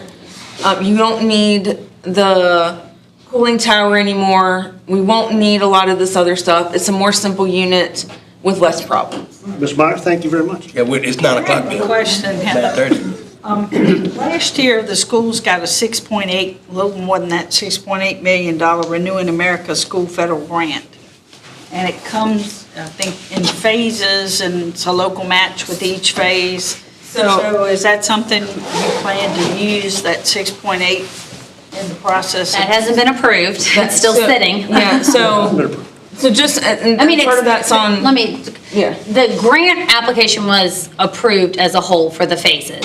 However, the continuation to the second phase is sitting on a desk. We've only got one phase. We've only been able to do one phase, and we weren't sure if we were gonna get all the reimbursements on that at that time. It is We're in now just limbo for sitting, the so we remainder. cannot do anything So with sitting that funding. where? State level? It is sitting on the assistant secretary's desk, waiting for approval. How many phases? So There's two. Halfway there. So, 3 phases, Dick said. so yes, in a wonderful world, if we were to get the continuation application tomorrow, could we change some of the scope of what is in there to possibly help fund part of this? Absolutely. But that is a big what if. I mean, we have reached out to, our senators and our congress people to try to get information on why this is just sitting on a desk and why it's not moving. I wish we had done that when we visited, because we probably could have helped reiterate that right now. So it is a big thing, but just so you know, so what is actually still left in that Department of Energy grant is the roof replacement here at the high school in the flat roof section, the rest of the HVAC units here at the high school, the gym HVAC units at both Crew and Blackstone. There's VAV boxes, which are part of the HVAC system. That's variable airflow valve boxes. And then there's window replacements. yes, if we were to get that continuation application tomorrow, we would absolutely look at the scope of what is in there to see what we could potentially change. So if you got that grant, though, have you gone as far to calculate, the second phase is a 5% match, local match, and the third phase is, I think, 25%? No, it's a 5% match across the board. We have the funds for that. That's already encumbered. It's just a matter of getting the continuation application to be able to move forward to budget period. According to Mr. Ingram's paperwork, he has not 5% across the board. Phase 2 is 5%, phase 3 is 25% cost match We requirement. don't have, there is no phase 3 for this. We only have budget period 1 and budget period 2. Good. So it's That's a whole lot better. It's 5% for. Right. So I will also tell you, and I know it's floated out there with capital improvements, and nobody wants to hear the word tax, especially y'all, I know. But there is the conversation about the local referendums. It's gone back and forth where it may be a state referendum, it could be a local referendum on the. I've already addressed that, not to. He's already working on that. Yeah, what I'd like to see us do tonight is come to some agreement where maybe Board of Supervisors and the school board could send out to our representatives, governor, whatever, to get this 1% sales tax approved for local referendum. And if we were able to get that 1% sales tax local referendum, then we would all have to work together to get the people in this county to vote for it. But it's a big, I've looked at what we get from sales tax every month. I look at my packet that we get, and I see the local for the county usually well over $100,000. That's a month. Now, included and not included in that is what the towns get. But if this thing went through, the towns wouldn't get any of it. It would all go to the county, and that would be funds that we could use to help pay for a lot of this stuff. It is a huge win, and people don't like to hear the word tax, but it's pennies that you're paying at stores. And it's anybody that comes into a store is paying that. And there's a big difference between paying pennies here and there on something. Anybody that buys anything in the county. County, exactly. They don't have to be county They don't have to be from here. Other people. Right. Exactly. And, but I have seen, and I have heard from other school divisions that have it, when they've built their new school, it's paying their interest payment for them. Yeah. A retired law enforcement officer of Nottoway told me that we should look into the radar ticket by photo for speeders. Wakefield got $1.2 million last year. From that? But it would have to come directly to the school. Let me ask another question. That would be because what the county's got to do. I know, and I think we talked about this before, Marcia, at one of our board meetings. The lottery money that we get back, isn't part of that supposed to go for school renovation or school construction? How much do y'all get from that? So that's that operations and infrastructure money. It does not have to go strictly to school construction. It can go to anything that is part of maintenance and infrastructure. So it can go to maintenance positions, custodial supplies. It's not earmarked strictly for construction anymore. Construction anymore. But it can be though. You could use it if you did not need it for other things. I'm just going to ask one more question. How much of this is not mandated? In other words, the federal government and the state government says, if y'all do this, this, and this, you'll be guaranteed to have your children competitive in whether they go to college or go into workforce. So that's basically what I consider to be the mandate. How much outside of this is not the mandate? I don't have that off of. And then while y'all are thinking about that, I just want to thank y'all. I want to thank all y'all, especially you, Ms. Maya and Dr. Martin, simply because y'all have been very gracious for my ignorance, and I appreciate that. Because you know, last year this time, I don't want to say I was still fighting for my life, but I wasn't able to attend here, and it means a lot to be sitting in this room with y'all right now. So, Thank you. I will tell you, and I don't know that off the top of my head, there's lots of unfunded mandates that come down that we have to do, just like right now, we have a indoor air quality that we have to do, but there's no funding attached to that, but we've got to do it because it's required. So there's lots of things like that that come down. And I wish I could say I knew exactly what all of that was off the top of my head that's calculated into that, but I don't. We've got a couple extra slides, just so you know kind of what our other capital improvement needs are. With some estimates, and these are strictly estimates. I actually used Department of General Services to put together some of these. So within the next couple of years, Blackstone has a flat roof that needs to be replaced. We have ADA upgrades that have to be done. We are working on a transition plan now with the company that we had come out and do our ADA assessment, which there again, that was an unfunded mandate. And I actually split the ADA upgrades into the 1 to 2 year category and the 3 to 5 year category, because there's a lot of them. Security vestibules are still a big thing that we know we need in our schools. Milling and paving here at the complex, there's lots of potholes. And this is we were able to do the other 2 schools a couple years ago.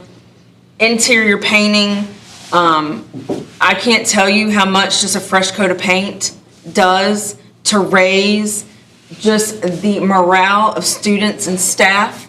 It makes it feel clean, look clean, it gives them pride. We have been able to do some interior painting with funds that we had left over at year end. I'm hoping that, if we have funds like that, we're able to continue. Bathroom remodels, we've been able to do some, but we have a lot more that need to be done. Which brings them into compliance. With ADA standards. At the middle school. Fumes that make you feel good. We have a chilled water pipe at the middle school that needs to be re-insulated because the insulation is shot and it's causing water to drip on our ceiling tiles. The exterior doors at the middle school also need to be replaced. They're starting to rot. Within the next 3 to 5 years, again, the continued ADA upgrades. Ceiling tile replacement. When I talk about ceiling tile replacement, it's not just the tiles, it is shoring up the grid. At the intermediate school, we had some of the grid actually fall and collapse. Into a classroom. Which thankfully there were no students in. Were in there when it did it. So we know, in that school in particular, we've been very much on top of it, inspecting it and trying to mitigate as much as we can, but that really needs to be looked at across all schools. Some of our playground equipment is going to need to be replaced. We were able to add some new stuff with ESSER money, but we still have a bunch of old stuff that is going to eventually need to be replaced. That is just for safety and security of our students. Elevator upgrades, they're old. But thankfully they can be retrofitted. They don't have to be completely 100% replaced, which does lean to a lower cost. And then just within the next 7 years, HVAC and roof replacements at both intermediate and middle school will need to be looked at. And then the flooring in the intermediate school really will need to be looked at, replaced. If you walk in that building, you can tell that it ripples. I thought that was concrete. Oh, no, it's not the intermediate. I was talking about the middle school. Concrete underneath the tile, but it really does need to be. Tile up, paint the concrete.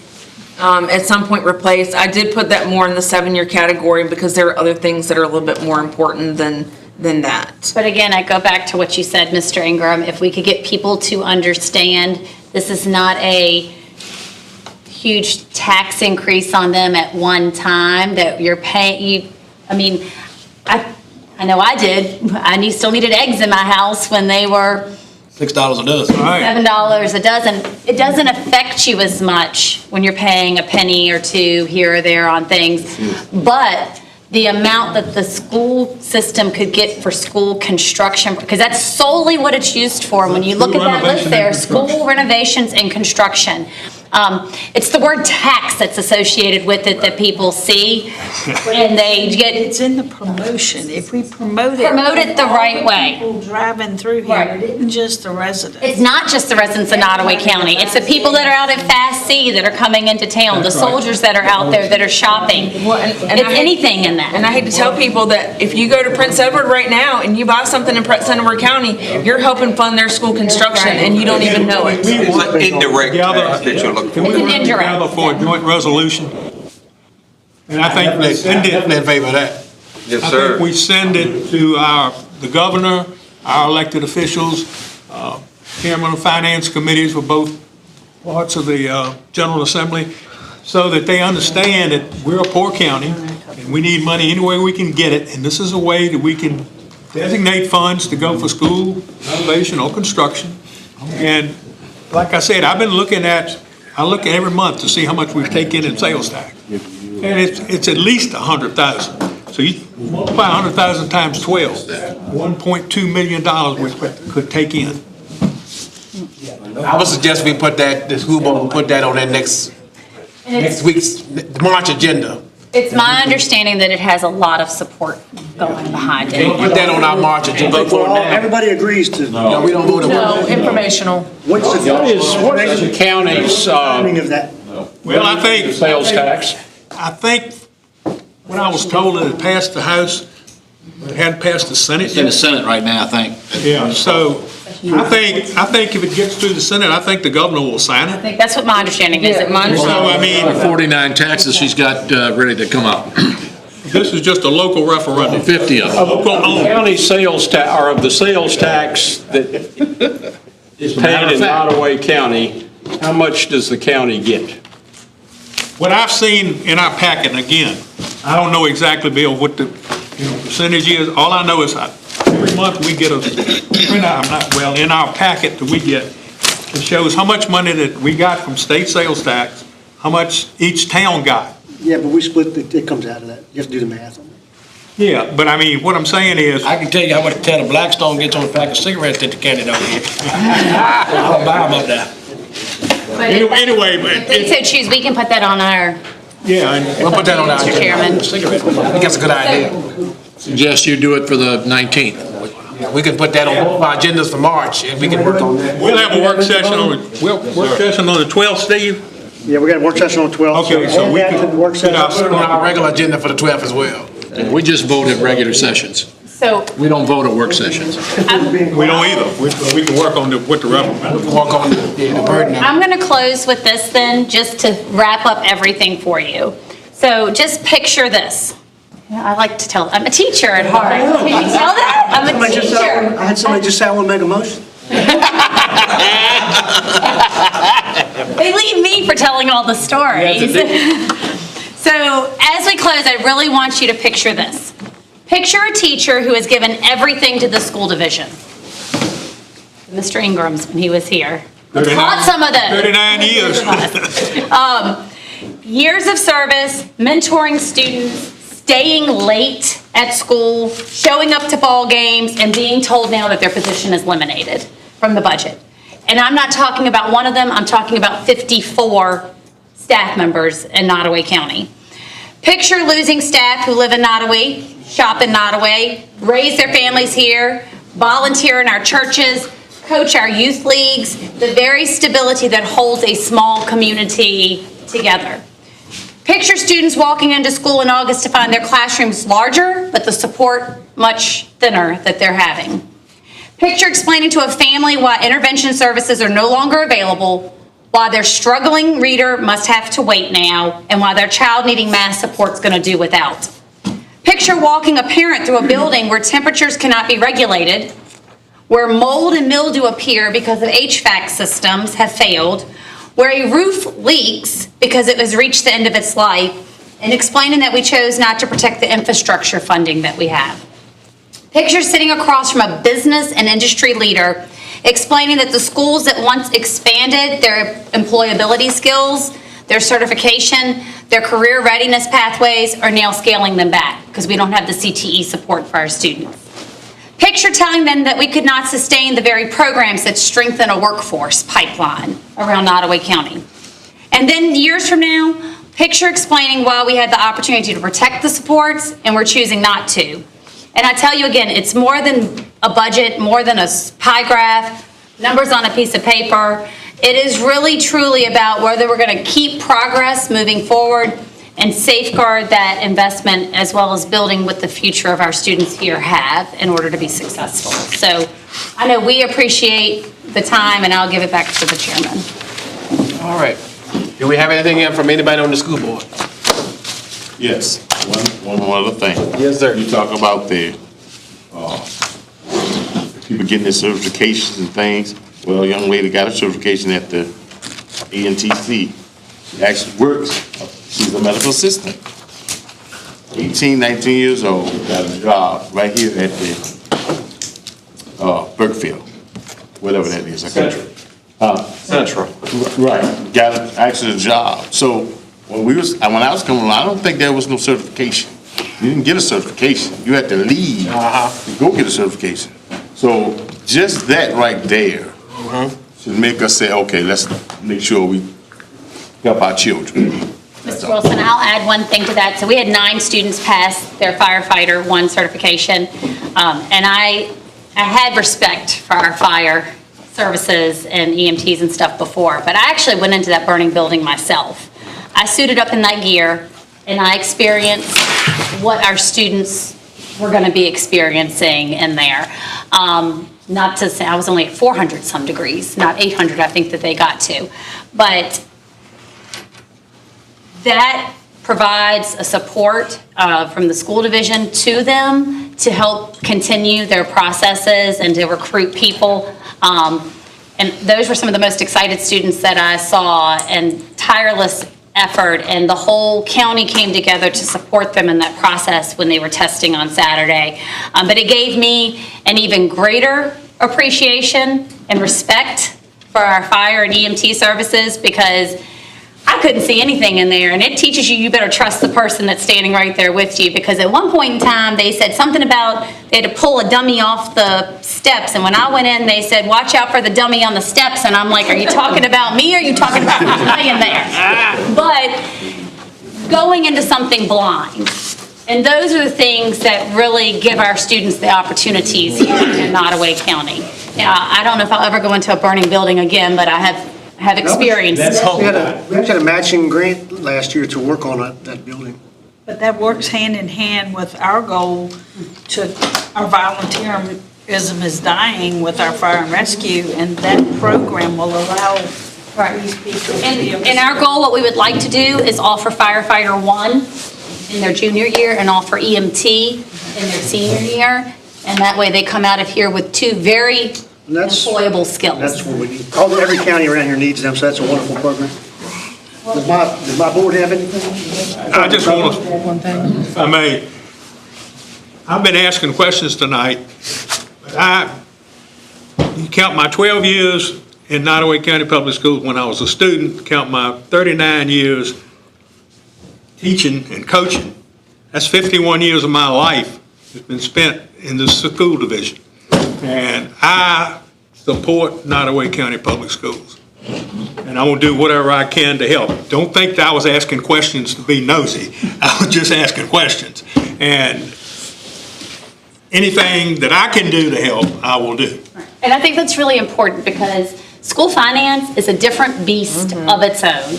And people from the outside looking in are like, oh, it's just one big pot of money and you can do whatever. No, there's lots of different strings and provisions. And it's really difficult to understand school finance and spending a lot of time in it, so. I have two members that have one thing. Mr. Abbott and I briefly have just a reminder. The school's budget does not have a reserve. We are obligated to meet that budget. If we fail to meet that budget, people lose their jobs.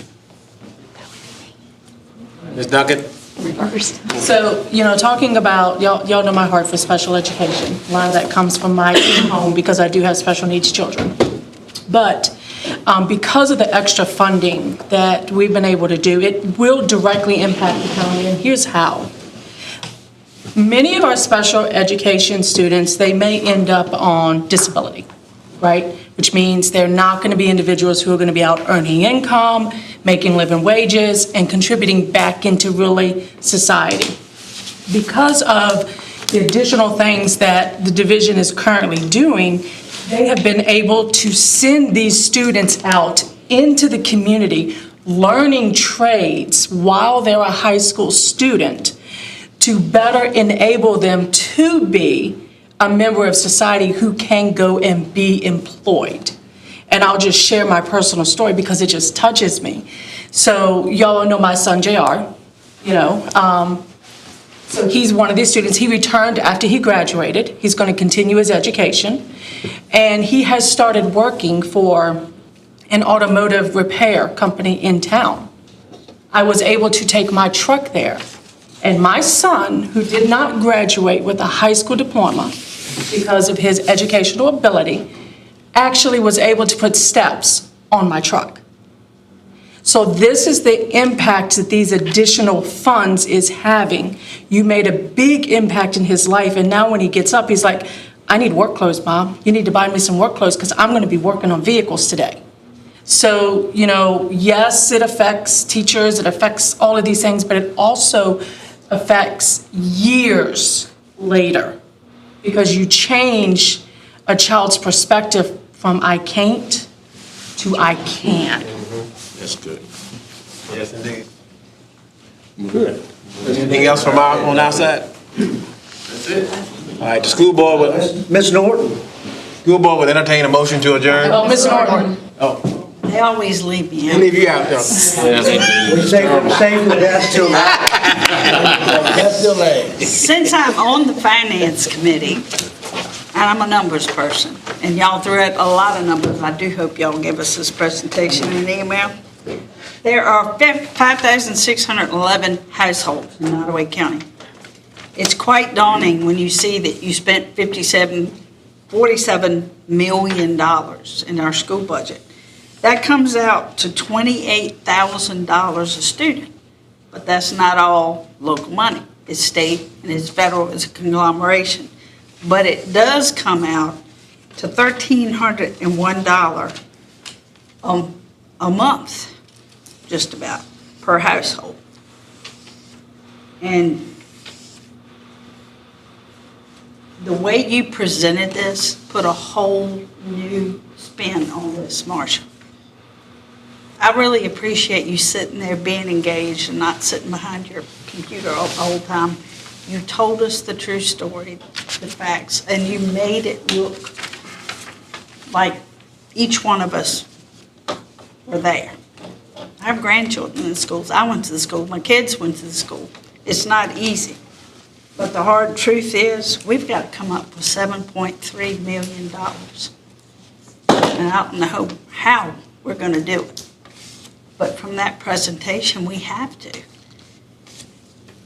But, too, I sent an email while we were sitting here. We're going to help push along that $6.8 million grant. Anytime you've got anything at that level, please let us know that we can all work collectively to hound our legislators to get it done. But this is going to be hard, very hard, considering what we've got to deal with. Just know we listened, and I appreciate this banter back and forth and the calm. Mr. Chairman, she did not bring up the $80,000 they're saving when we're spending at Blackstone Primary. Blackstone. Burkeville Elementary School. I just want to tell you that $80,000, I didn't see that up there. Did y'all see it? That was a choice you all made. I didn't see it up there. That was a choice you all made. Don't lay that one on us. Pursuing smaller government. We had a meeting over there the other day. Yes, we had a wonderful Everybody get that meeting. smaller It was either. really good. Everywhere I go, everybody says cut, and then I go meet people and they say, no, don't cut that. Of course not. And thank you from the bottom of our Twisted in. All right, the school board will entertain a motion to adjourn. So moved. Any discussion? All in favor? Board of Supervisors, anybody? Mr. Chairman, my ankle monitor is activated. Adjourn. Adjourn.